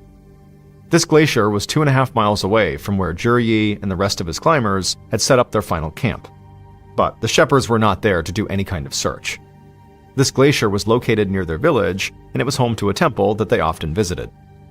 So they were talking and walking towards the temple when, just up ahead of them, one of the shepherds spotted something bright and colorful sticking up out of the ice. The group was intrigued, and they began walking towards it, thinking it might be a prayer flag. But as they got closer, and this colorful object came into focus, the group went quiet. And then the shepherds also saw there were other colored objects just like this one scattered around the area. These objects were the bodies of the climbers who had disappeared from Coral 7 years earlier, still wrapped in the colorful coats they'd been wearing when they headed up the mountain. But what the shepherds could not have known in this moment was that buried under the ice with the bodies was a diary, which one of the climbers had used to record the events of the ascent. It belonged to the climber that Zhi had seen shouting at an unseen force and scribbling furiously on the night they all vanished. And this diary would reveal that the stories the villagers told about Coral and the lost climbers were more than just legend.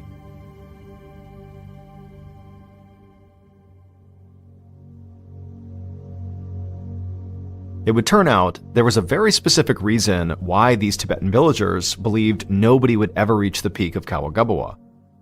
It was because the peak was said to be a sacred place. It was the home of a warrior protector god, and because of this, it was not meant for human beings to climb. The villagers believed that if anyone ever approached the peak, it would wake the spirits of the mountain, and the mountain god would punish them. This punishment would lead to death, but it would not stop there, because the dead would become prisoners of the mountain for 7 years. And these villagers had made their beliefs very clear to Zhi and the rest of his team of climbers who wanted to be the first people to ever reach Coral peak.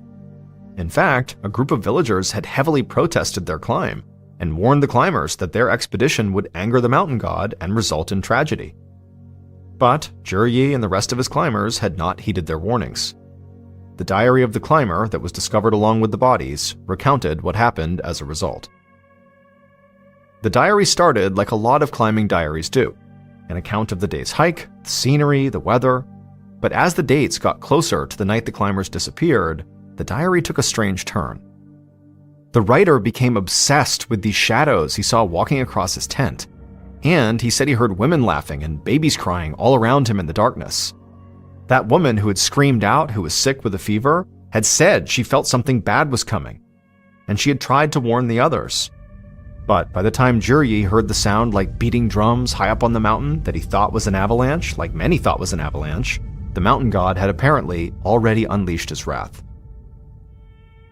As soon as Juryi and those climbers had disappeared, the villagers all assumed that they had faced the wrath of the mountain god. But the fact that their bodies had remained hidden for 7 years, the length of time the mountain god keeps the dead imprisoned in the mountain, was all the proof the villagers needed to know they were right. And the climber who wrote the diary ended up believing them too, although it was too late. In his final diary entry, he wrote, quote, "We were wrong. They are coming. Run." In 2001, 10 years after the climbers had died on the mountain, the Chinese government banned all mountain climbing activities in the Ballen snow mountain range. To this day, still, nobody on record has ever actually set foot on the peak of Kawagubawa.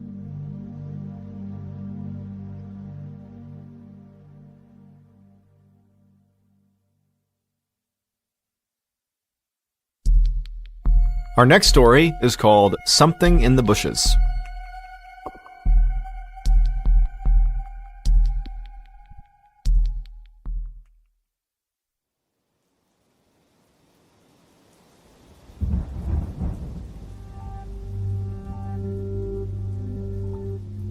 On a June day in 1953, a 31-year-old American doctor named George Moore stood in a small mountain campsite in Nepal, staring out at a massive rainstorm forming on the horizon. George had been in Nepal, which is a country south of China, for 8 months, leading a small medical team trying to stop the spread of diseases like malaria in villages all across the region. This was groundbreaking work in 1953, and it was starting to make George famous back home in America. And here in Nepal, he had already become a trusted figure among the villagers, many of whom had never seen a person from the West until they met George. But right now, a group of these villagers were scrambling to get George out of their village. And this was because of the storm that George was looking at. One of the villagers pointed at the clouds and told George this was not a regular thunderstorm. The monsoons were coming. And once the monsoons hit, the only dirt road that led back to George's base in the city of Kathmandu would flood very quickly. And the horrendous rains could last for months, which meant if George wanted to continue his work stopping disease in other parts of this region, he would have to get out right now.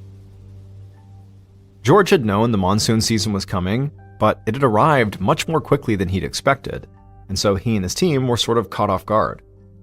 The journey out of the village was not something they wanted to undertake suddenly with so little preparation, because they didn't have a car. They literally had to walk out, and so they needed to be fully prepared. And also, this dirt road out of the village went through a deep forest where the locals claimed it was inhabited by terrible monsters. Now, while George did not believe in the supernatural, he did think that, fantastical stories about monsters often started because of real-life animal attacks. And so, monsters or not, the forest was definitely dangerous, especially since they again would be on foot. But George knew they really didn't have any other choice. They did have to go right now. George quickly gathered up first aid kits, medicine, and supplies and put them into a large pack. Then he reached down, pulled a revolver out of the holster on his hip, and spun the chamber to make sure the gun was fully loaded. And when he saw all 6 bullets, he knew he was as ready as he was going to be. George holstered his gun, thanked the villagers for their help, and then turned to lead his team out. But as he stepped onto the road, one of the villagers grabbed his arm to stop him. Then they pointed towards a spot on the mountain above the road that George and his team needed to take, and George looked up and saw large billows of smoke rising above the trees and into the sky. In a strained voice, the villager told him that no matter what, George and his team must not go anywhere near where that smoke was.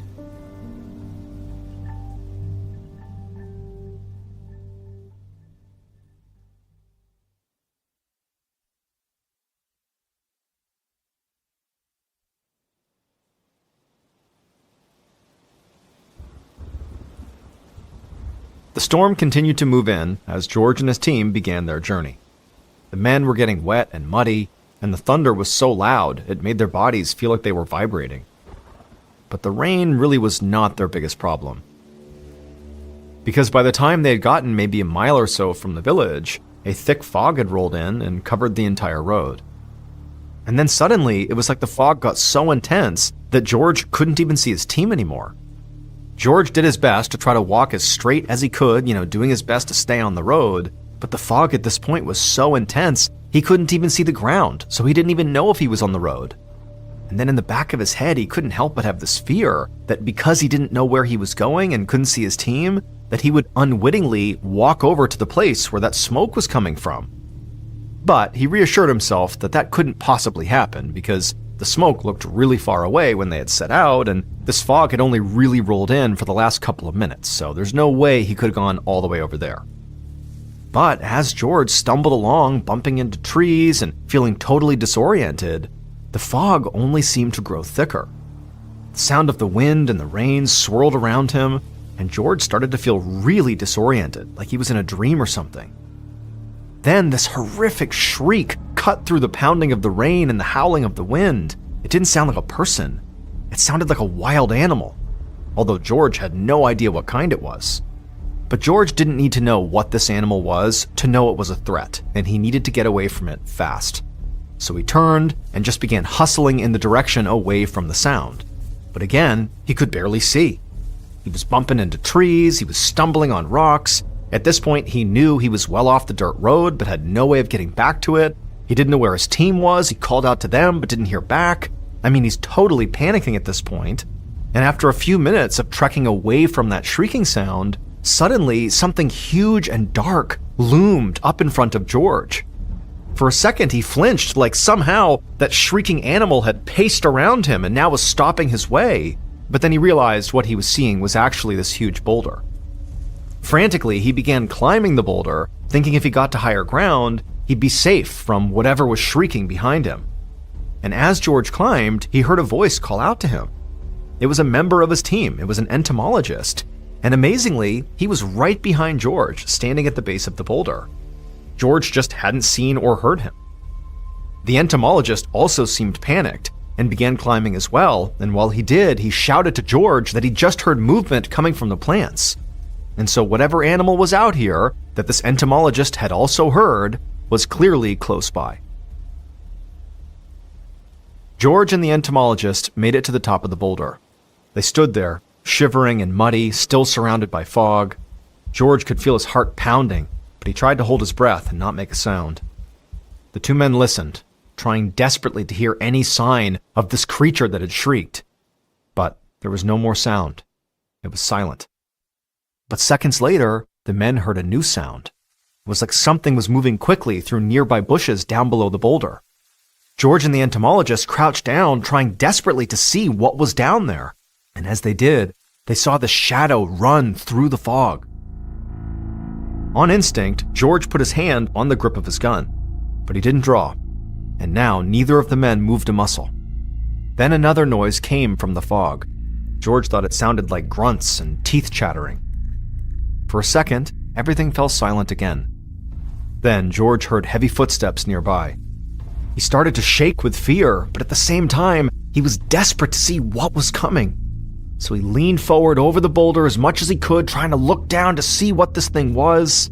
And suddenly, through the fog, he saw a pair of bright yellow eyes staring right back up at him.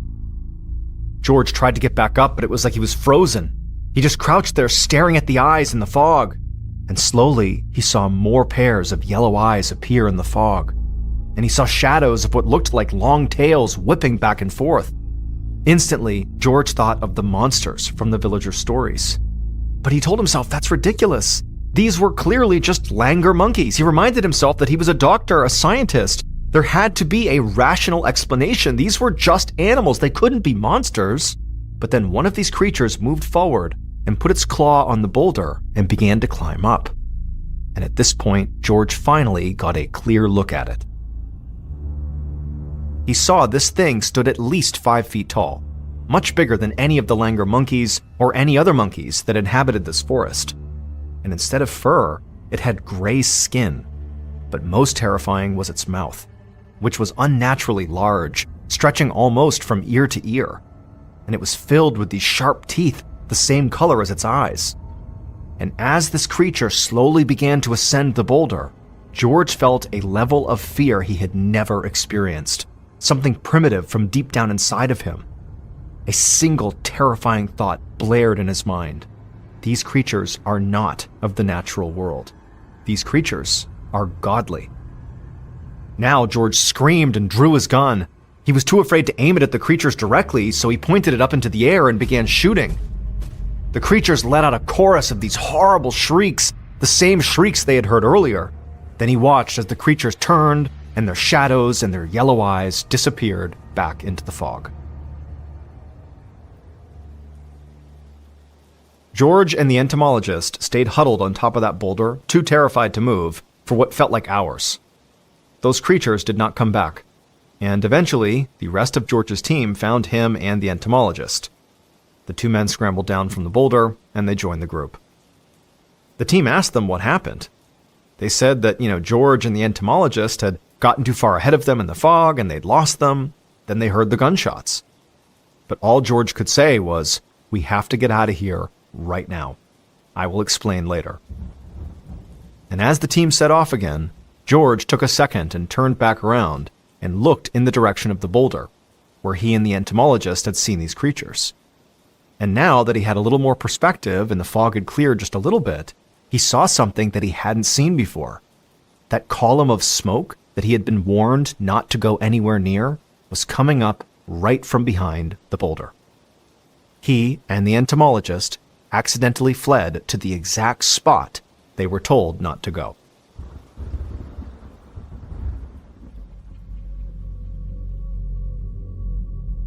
That night, after a long hike, George and his team finally made it to their base. And it was only when he was back in the safety of his camp, with friendly villagers all around him, that George was able to finally think clearly again about what he had just experienced, with the strange creatures in that place where the smoke was. He didn't know what to make of it. George was a United States Army veteran and a man of science.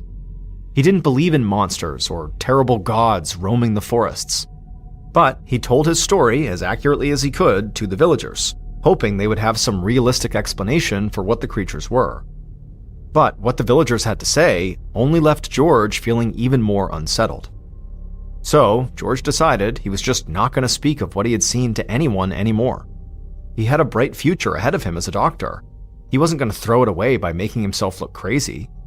And so when he got to America, and people asked him about his time in Nepal, he would tell them a wild story about this chance run-in with a group of langur monkeys. But the true memory of the creatures he actually saw out there, which were not langur monkeys, at least not to him, never left George. Their height, their yellow eyes, their huge mouths and sharp teeth, and the pure fear George had felt in their presence. George was a man of science, which made him want to forget this encounter.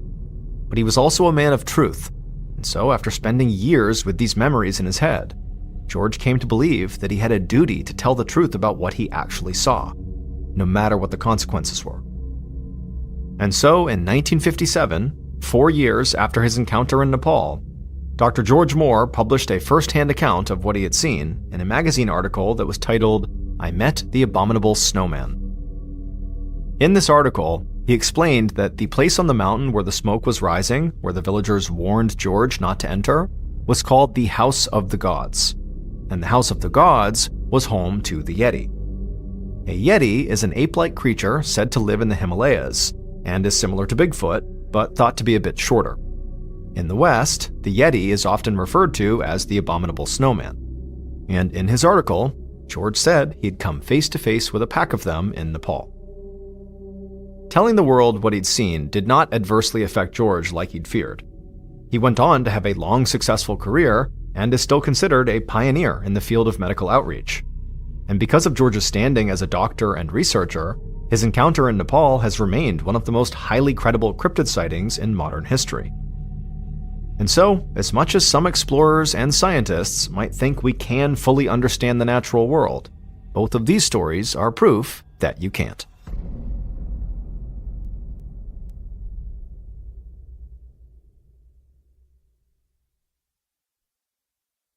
A quick note about our stories. They are all based on true events, but we sometimes use pseudonyms to protect the people involved, and some details are fictionalized for dramatic purposes.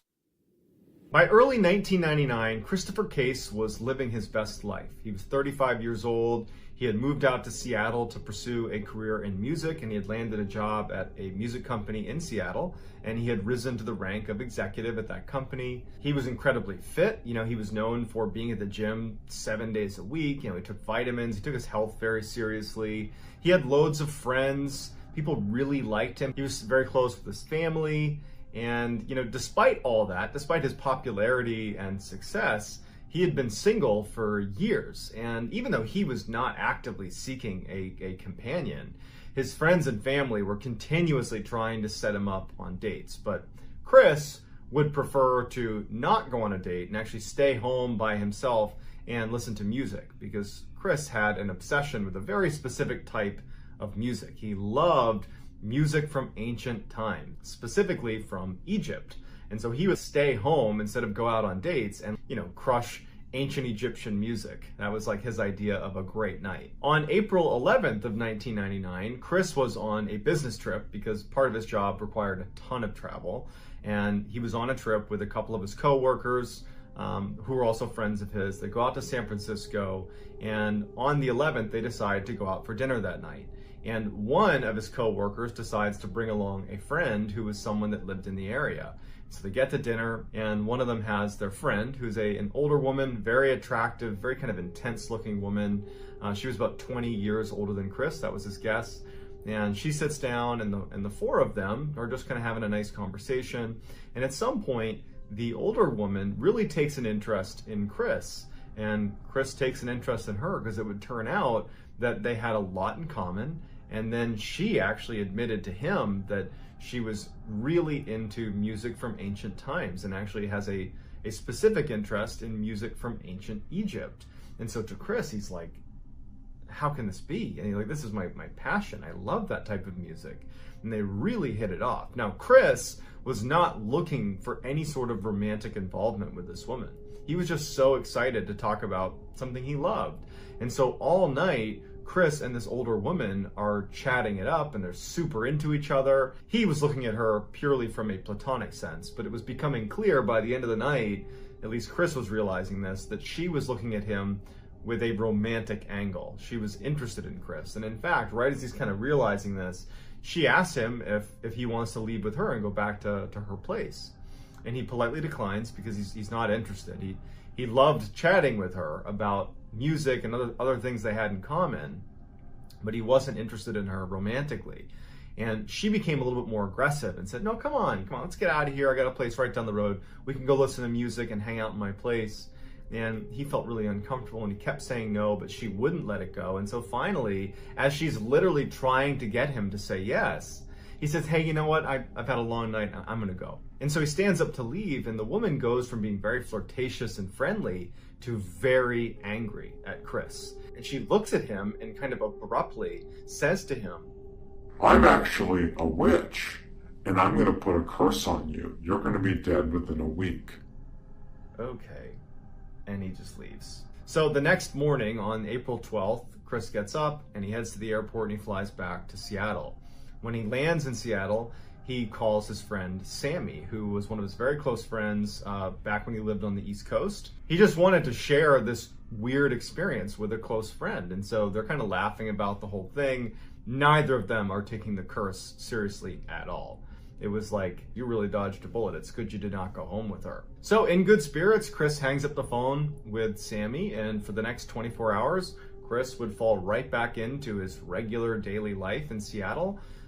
Nothing out of the ordinary happened. But all that would change starting the night of April 13th, which would have been 48 hours after his encounter with this woman in San Francisco. So Chris lives alone. He doesn't have pets. And he gets into bed that night, and he's laying there, and before he falls asleep, he hears whispering coming from outside of his bedroom in the kitchen area, kind of near the front door.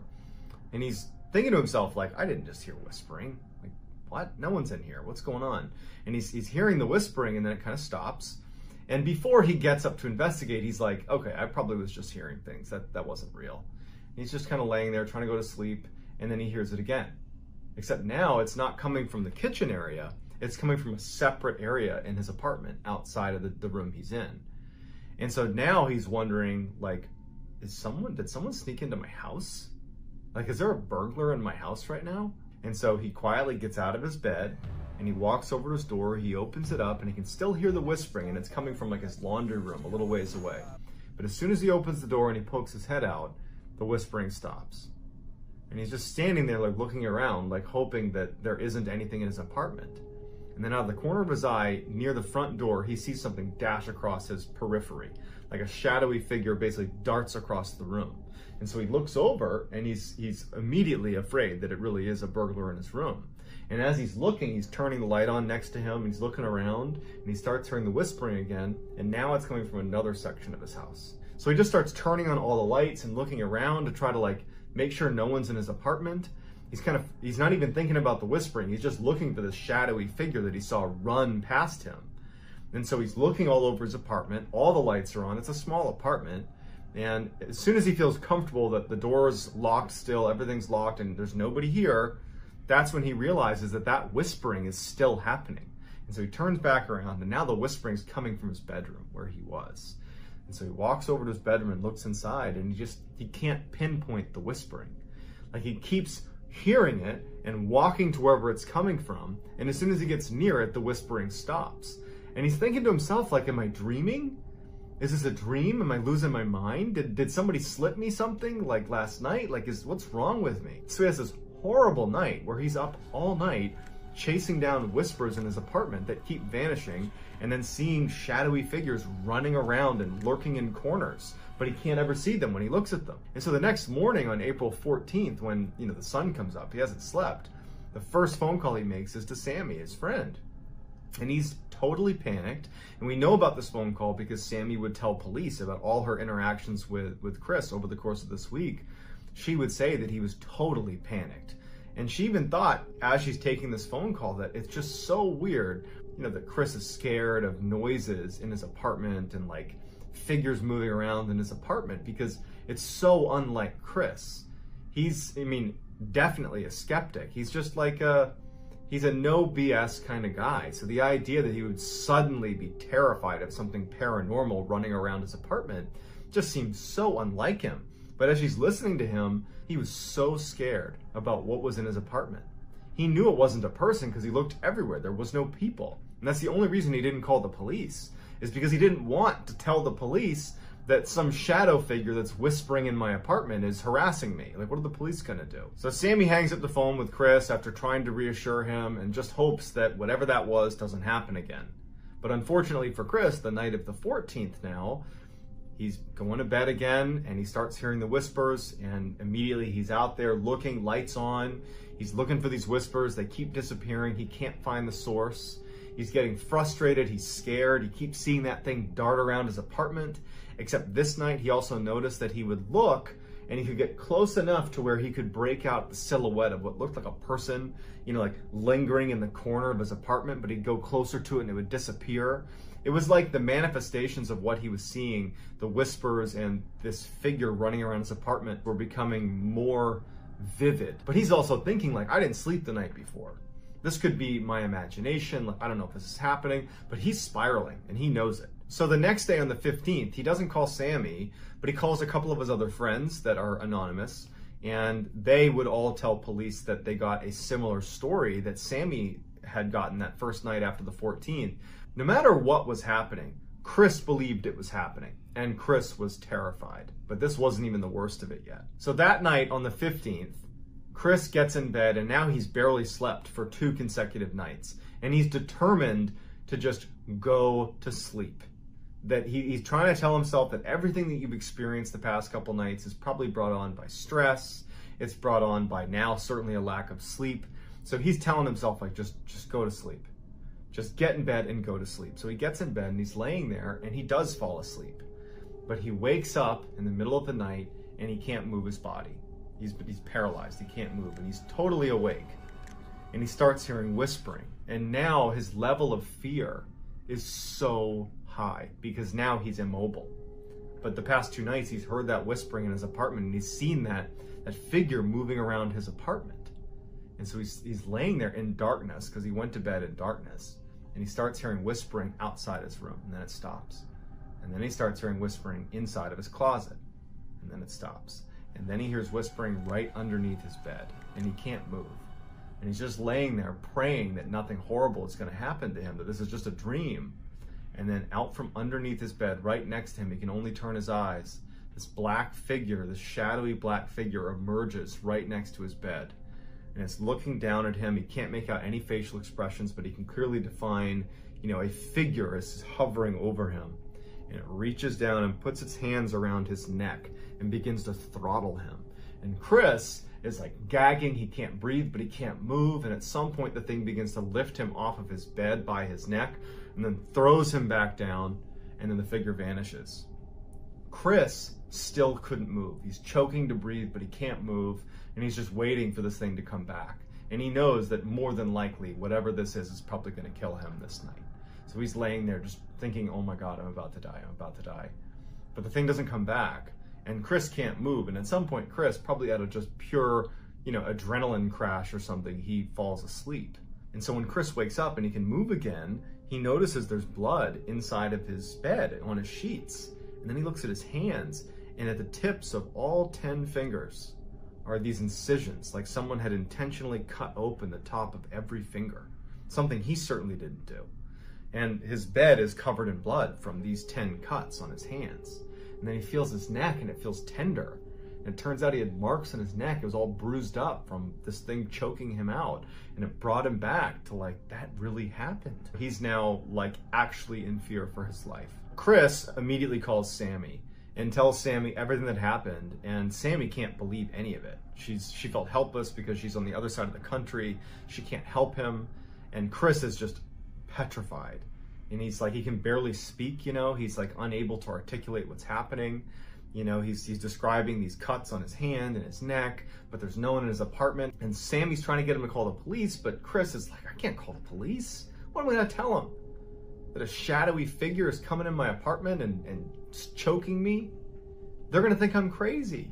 Chris decides he's gonna approach this head on. Maybe that woman in San Francisco did put some curse on me.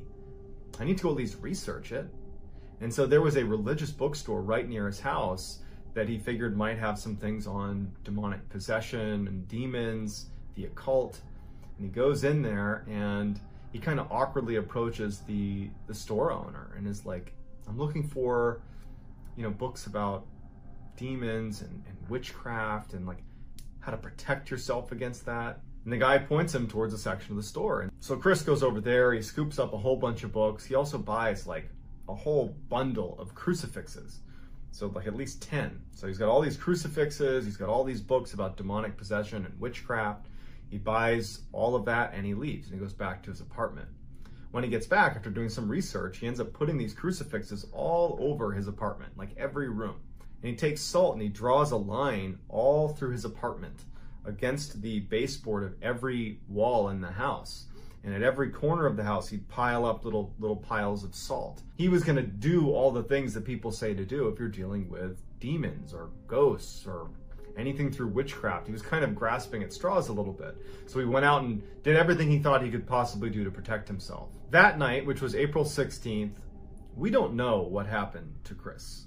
But something scared him so badly that in the middle of the night, in a full panic, he runs out of his apartment and he checks into a hotel and does not stay at his apartment. The next morning, April 17th, when Sammy called Chris to check on him. Now remember, this is 1999. There was just landline phones.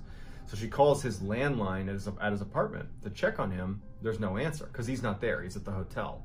And Sammy, who's been speaking to Chris and other friends that have been speaking to Chris, and everyone's concerned about his mental health and what's going on with him, when she doesn't get Chris to pick up his phone, she calls the police and she says, hey, I'm concerned about my friend. Can you do a welfare check on this guy? And they go over to his apartment and it's locked. And they kind of look in the windows and everything just seems kind of quiet.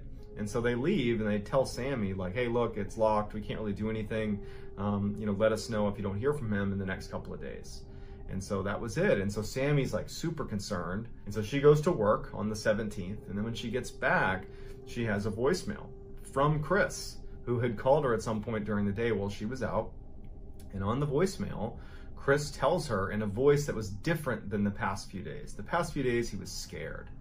He was really scared. This time, he is defeated. He was like resigned to whatever was going on. And he says to Sammy on the voicemail, he's under attack. And that tonight, they're going to kill me. And there's nothing I can do. As soon as she's done listening to the message, Sammy calls Chris, but she can't get in touch with him. She knows she just talked to the police who were there at his apartment that day. They're probably just going to tell her, like, hey, wait until tomorrow. We just told you, earlier, just give it a couple days. And so she just decides that she's going to go to bed and she's going to try calling him again on April 18th. On the morning of April 18th, Chris didn't show up for work. And word got back to Sammy, who was already going to reach out to Chris that morning anyways. But, the friends and family are talking about what's going on with Chris. And so word got back to her that Chris had missed work. And so she calls Chris. He's not picking up from his landline. And now she calls the police back and she says, hey, you were there yesterday. I know it was locked, but he hasn't shown up for work today. Everybody's concerned about him. Can you please go over and check?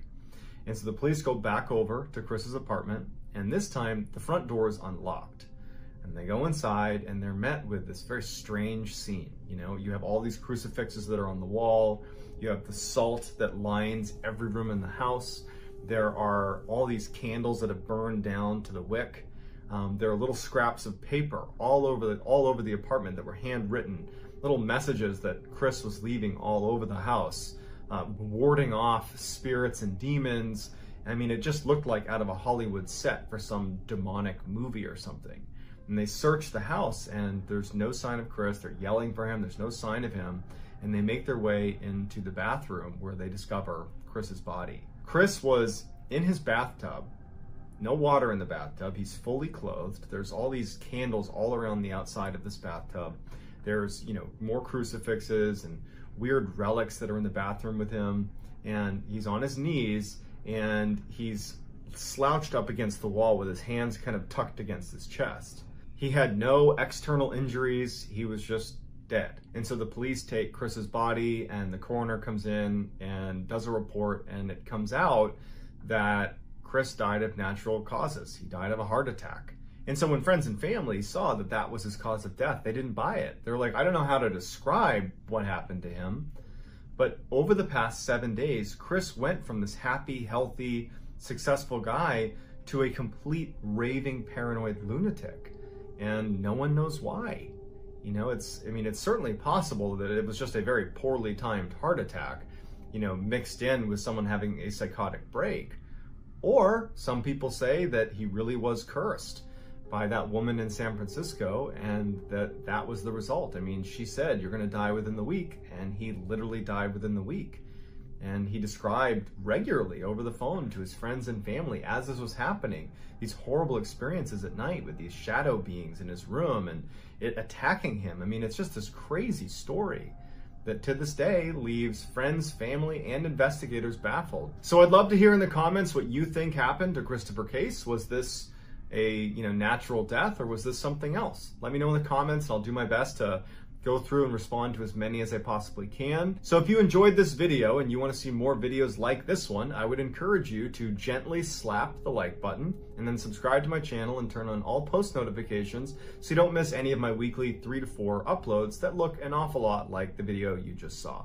If you want to get in touch with me, you can message me on Instagram. My handle is JohnBallen416. Also, I'm very active on TikTok, where my handle is MrBallen, so the same as my YouTube. If I told you to picture the Amazon rainforest in your head, you would likely picture a dense tropical wilderness full of amazing and exotic animals. And you'd be right, that is a good representation of the Amazon rainforest. But what a lot of people don't know is that the Amazon rainforest is also home to a massive city.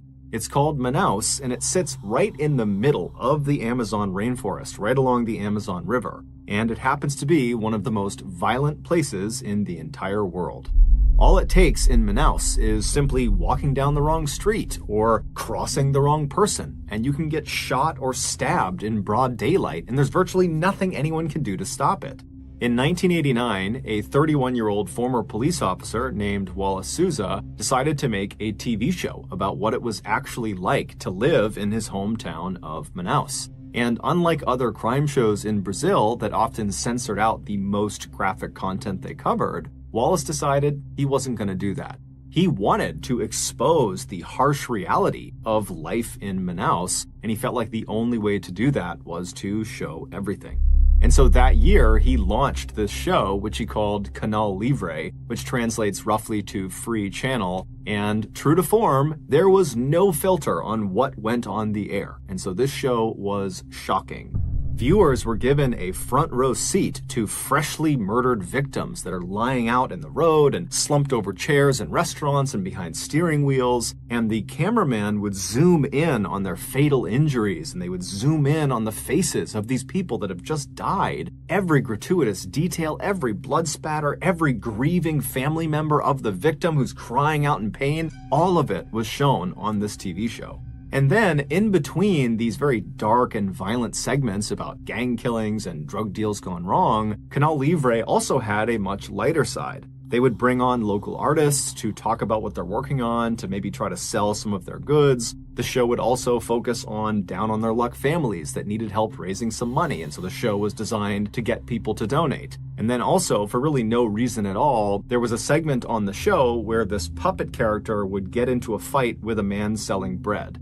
It was a totally bizarre and shocking spectacle, and the people of Manaus loved it. And then eventually, the people of Brazil loved it. I mean, this was an extremely popular show.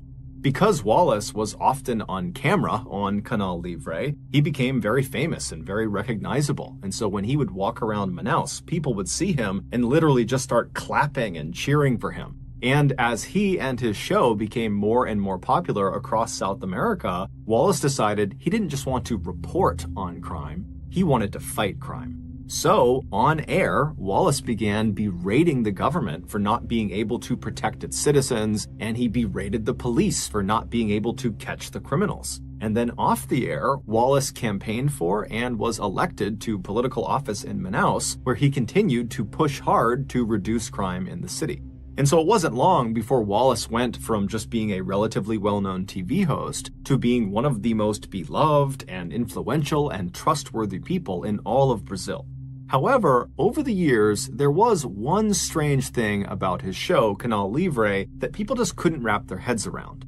This oddity was most obvious in a now famous episode of Canal Livre that aired sometime in the mid-2000s. This episode opens with a Canal Livre reporter making their way through a jungle, and there's a cameraman filming them from behind. And this reporter, they're very carefully walking through, kind of pushing branches out of the way and high-stepping over all the underbrush. And then at some point up ahead, you see there is a clearing, and there is a third person standing in this clearing, and they're clearly looking straight down at something on the ground that we can't see. But this third person is very occupied with whatever is on the ground. And so eventually, this reporter makes their way through the jungle into this clearing, and then as soon as the cameraman gets into the clearing as well, he looks down at what is on the ground. And what you see is what appears to be a log that has previously been lit on fire because it's still smoking and it's black and it's charred. But as the cameraman zooms in, you see there are hands on this log. So you realize it's not a log, it's a human being who's obviously deceased. And based on how badly charred they are and how much they're still smoking, you realize very quickly that this person must have been on fire very recently as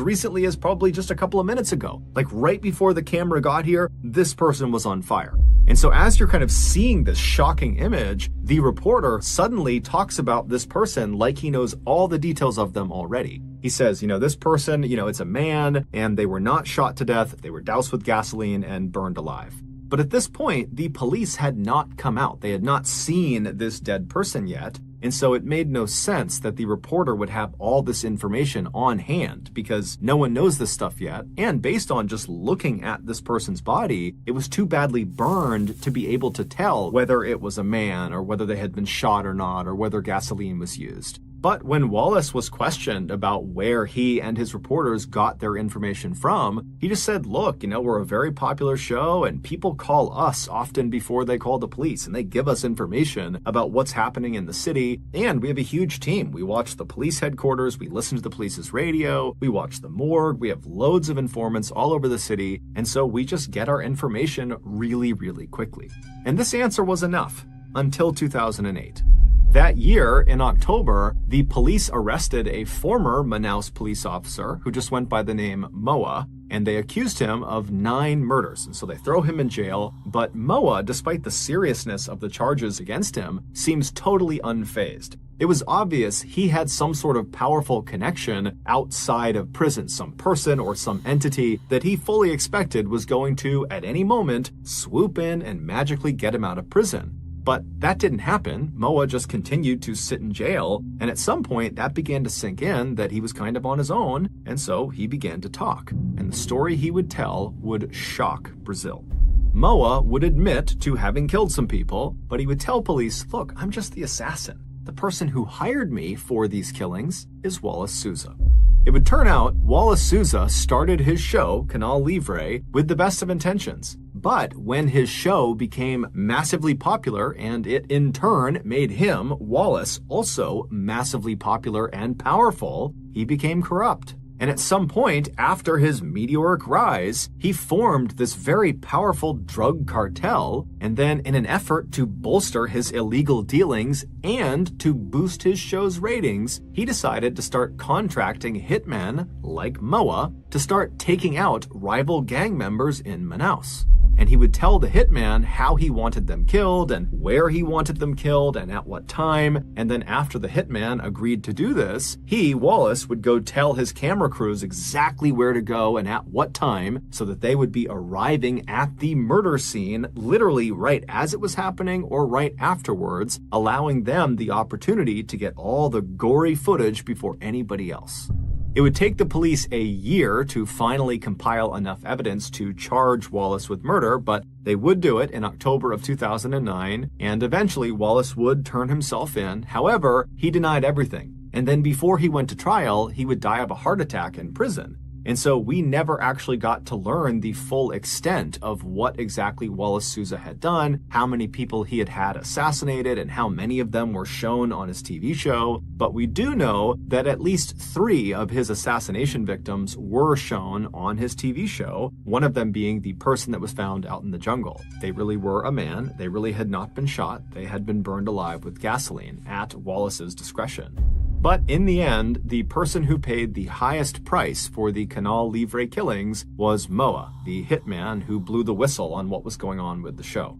On New Year's Day in 2017, a crime syndicate overran the prison where Moa was being held. Now, they had lots of targets of people they were going there to kill, and one of them was Moa. They were furious with him that he spoke to police and gave up information about the drug trade in Brazil. And so eventually, this angry mob of gangsters made their way over to Moa's cell, and when they found him, he was pressed up against the back of his cell wall, basically as far away from the bars as he possibly could be, and he began pleading for his life, and this horde was not having it. They were only there to kill him. And so they all have machetes and knives, and they're looking at him through the bars, and they say, we're going to come in there, we're going to cut you to pieces. And so then they start banging on the door, they're trying to hack the lock open, and Moa, he can't do anything. All he can do is kind of just keep himself all the way to the back of the cell and hope they don't get in. And eventually, they can't open the door, and they know it. And so they do the next best thing. They reach through the bars with a lighter and they light Moa's mattress on fire. And so Moa was trapped. He had nowhere to go, and so eventually the fire reached him and he burned alive.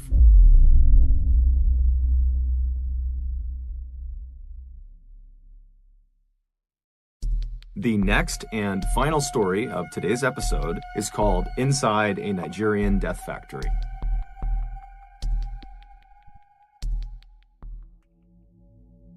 In Nigeria, motorcycle taxi drivers are called Okadas, and in Ibadan, which is one of Nigeria's biggest cities, home to 3.5 million people, there are a lot of Okadas. However, despite their massive numbers, these Ibadan Okadas are actually a fairly tight-knit community made up primarily of young men. And so in early 2014, when 2 of these Okadas went missing, the community immediately found out about it and was really concerned. And when the police did not appear to be doing much to actually go out and find these 2 guys, the community of Okadas decided to launch a search of their own. Basically, as they went about their day, driving around the city, dropping fares off, all of these Okadas would be going down side streets and looking in back alleys and checking all over the city for their missing members. But despite their best efforts, they never could find them. Then, on March 22nd of that year, a 3rd Ibadan Okada vanished. He was a young man named Lanre Sadiku, and unlike the other 2 riders who went missing while they were at home, Lanre went missing while he was working.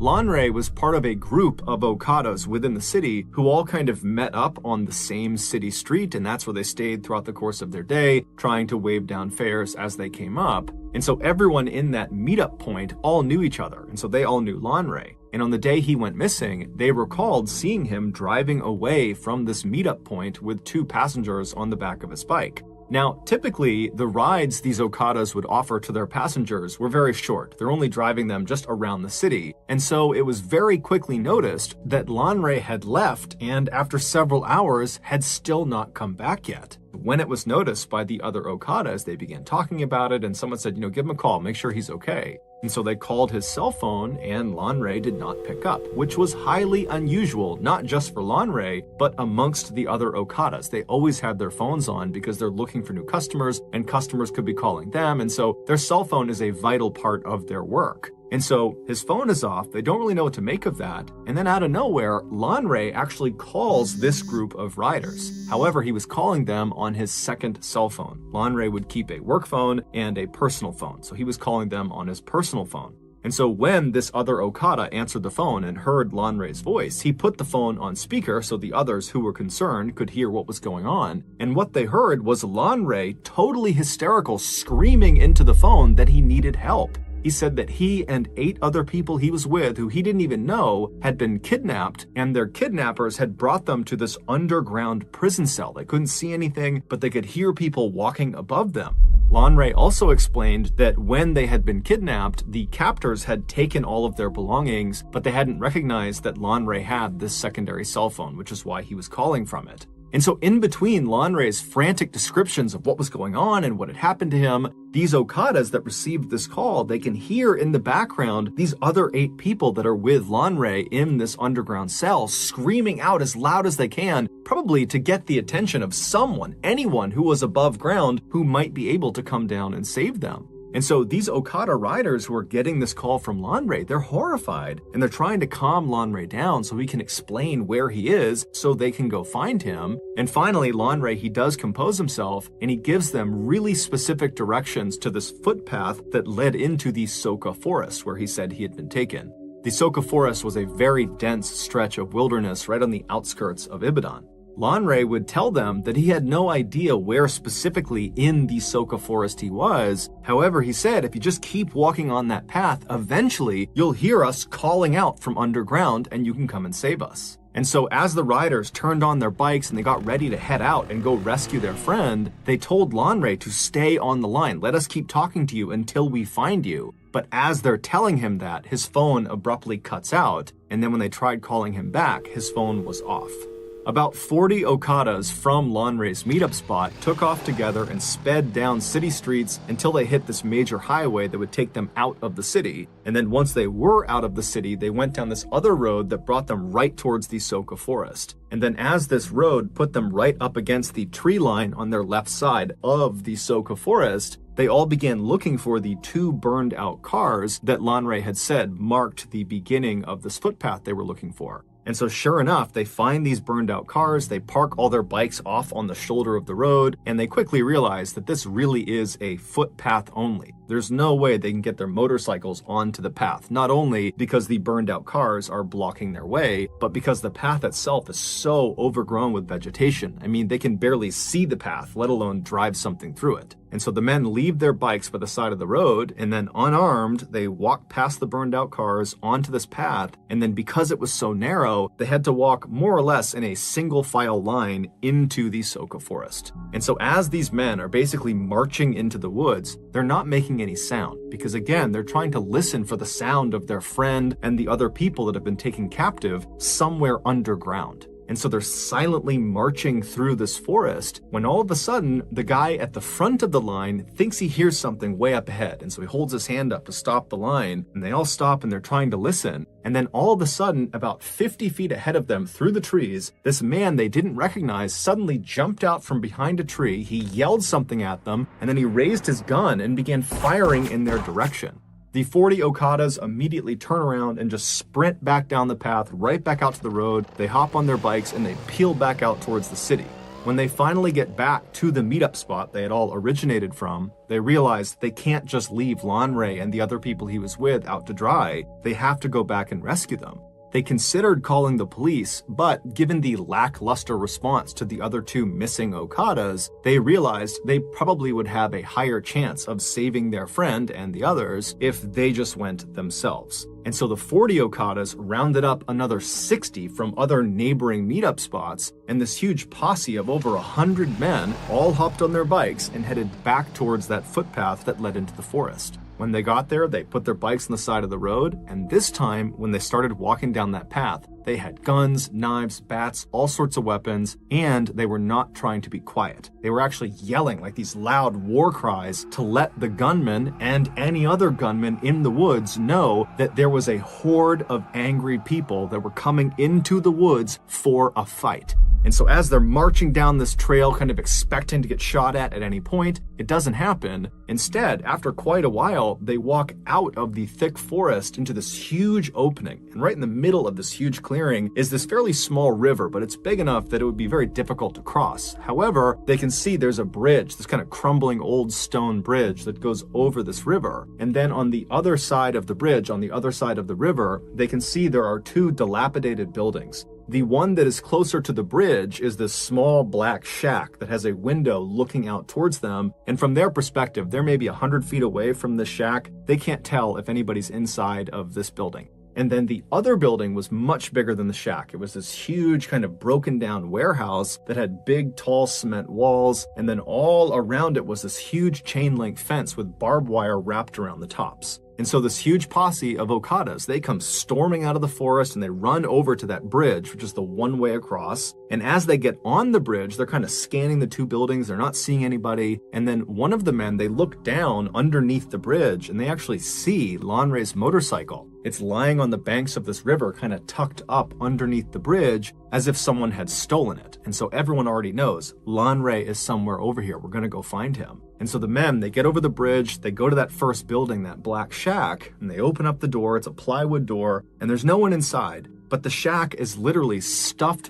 full of hundreds and hundreds of articles of clothing and shoes. And so after kind of looking this over and not really sure what to make of it, the posse moved on from the black shack and made their way up to the fence right in front of this huge warehouse. And when they reach the fence, they're kind of expecting to be met with some sort of resistance. I mean, the last time they were out here, they got shot at. And so they begin yelling into the warehouse for anyone in there to show yourselves, come out here. But it was silent. And so one of the Okadas that was part of the posse had brought along bolt cutters as a weapon to use as a club if he needed to. But as it happened, he began to use the bolt cutters for their actual purpose, and he bent down and actually cut a huge hole in this fence so they could go in and explore this warehouse. And so after a large percentage of this posse had gotten inside the fence line, they began walking around this huge warehouse to try to find an entrance inside. And so as they're walking, the windows that lead into this warehouse, they're too high up, so you can't actually see what's going on inside. It's silent, there's a pretty bad smell, but they don't really know what to make of this. They walk around the structure, and when they get to the very back, they find an entrance. All it is this big rusted piece of tin metal, like sheet metal, that's propped up against a gap in the walls of the warehouse. And so one of the Okadas grabs this piece of metal and he pushes it out of the way. And then as soon as he did that, a few other Okadas quickly stepped through the threshold into the warehouse, preparing themselves to have to fight potentially if there are gunmen or anybody else inside that might want to do them harm.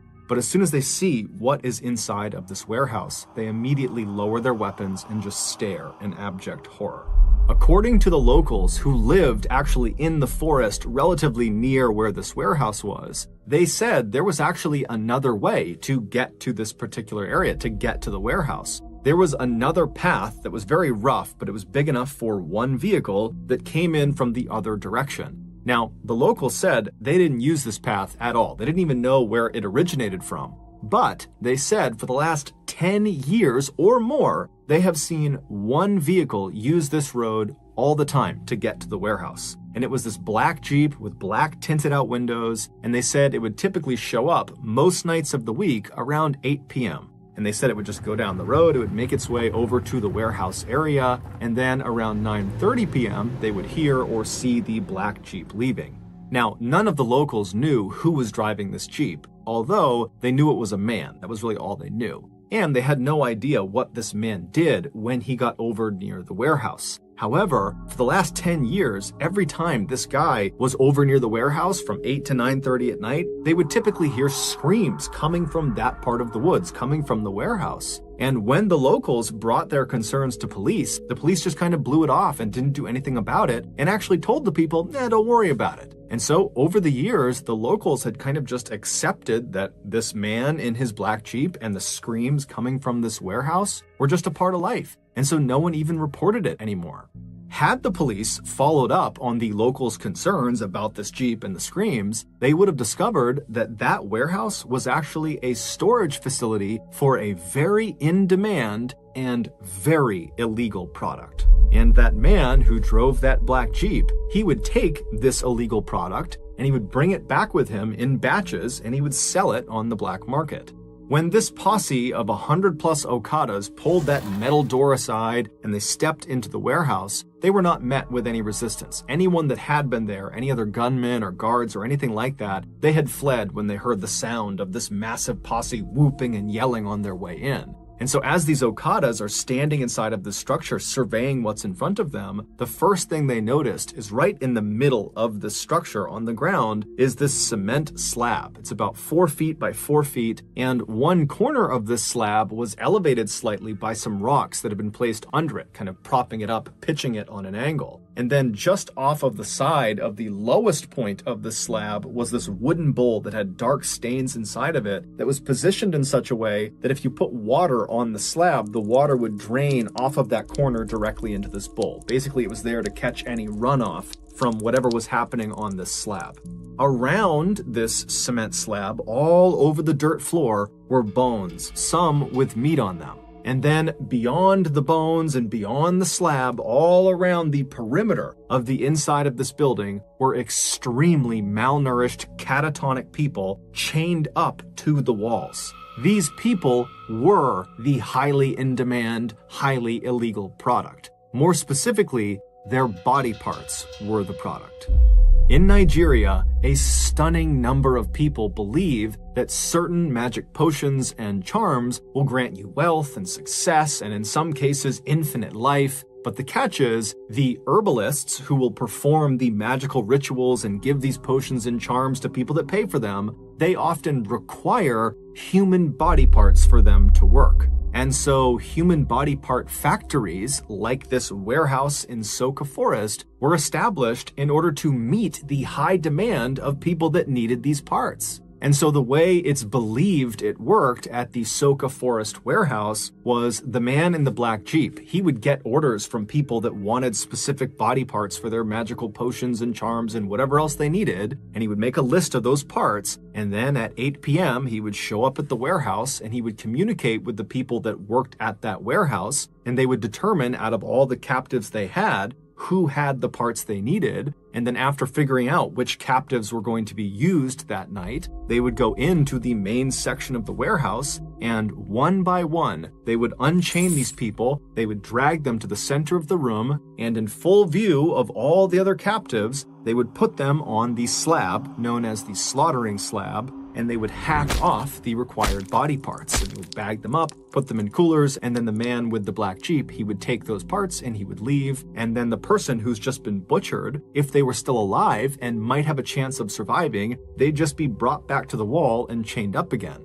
If they did not have a good chance of survival, then they'd be brought to the very back of the warehouse in the back rooms where they would be discarded. Now, the means of execution varied, but in the back rooms of this warehouse, they found a makeshift guillotine, which cuts off people's heads, and they also found a large crocodile that was chained up. And so it's likely that those were at least two of the methods used to discard of the people they could no longer harvest organs from.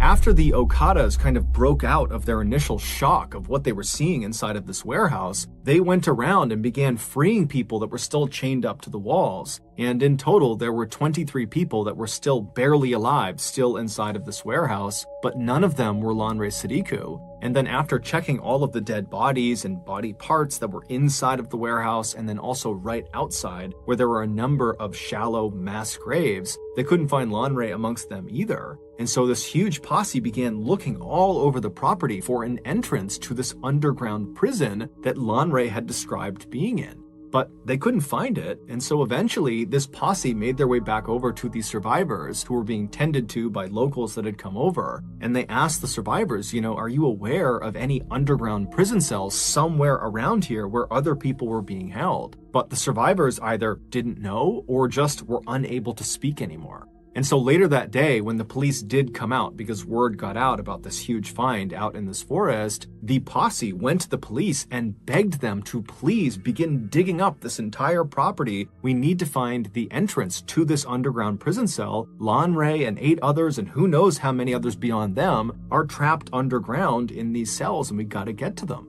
But the police just kind of refused and immediately just demolished the warehouse. And then after kind of cordoning off that area for a couple of days, the police basically just left and stopped caring about it altogether. And so the Okadas once again came together as a community and would spend the next several weeks going back out to this forest and just manually began digging up all over this entire property in hopes of finding their friend and the rest of these people that were trapped underground. But they never did. And so we don't know what happened to Lanre and the other people who were trapped in that underground cell. We don't know what happened to the other 2 Okada riders who went missing right before Lanre did, although it's generally assumed they most likely were kidnapped as well and probably met a similar fate. We also have no idea how many people were butchered inside of the Soka Forest warehouse. However, given the massive amount of clothing and shoes inside of that black shack, it's believed the total number of victims is easily in the hundreds. No one has ever been officially held accountable for the atrocities that took place in the Soka Forest. However, a couple of days after the warehouse was discovered by the Okada posse, the posse was back digging, looking for Lanre, when they discovered there was this man who was there who was kind of walking around acting suspicious, and so the posse confronted him, and it would turn out this guy had several human tongues in his pockets, along with dozens and dozens of cell phone SIM cards. And so, assuming he was part of whatever happened there, the Okada posse proceeded to kill the man on sight. Later on, a woman who was a survivor from the warehouse would tell reporters how she got kidnapped. She said she lived in Ibadan, she was well educated, she had a good family, she was just sitting outside of her house when all of a sudden this van pulled up in front of her, and these very official looking men were inside of this van, and they got out and they told her, you're under arrest, you gotta come with us to the police station. And the woman was so confused, but the men were very professional and seemed very convincing, and so she got inside the van, they shut the door, and they drove off. And very quickly, once she was inside of the van and couldn't go anywhere, she realized they were not police, she had been kidnapped, and within the hour, she, along with several other people who had probably been kidnapped in the same way, were stripping their clothes off right outside of that black shack on the other side of the river, and they were told to put their clothes and belongings inside of the shack while they were being held at gunpoint, and then once they were naked, they were promptly marched into that warehouse where virtually everyone around her would be butchered and killed.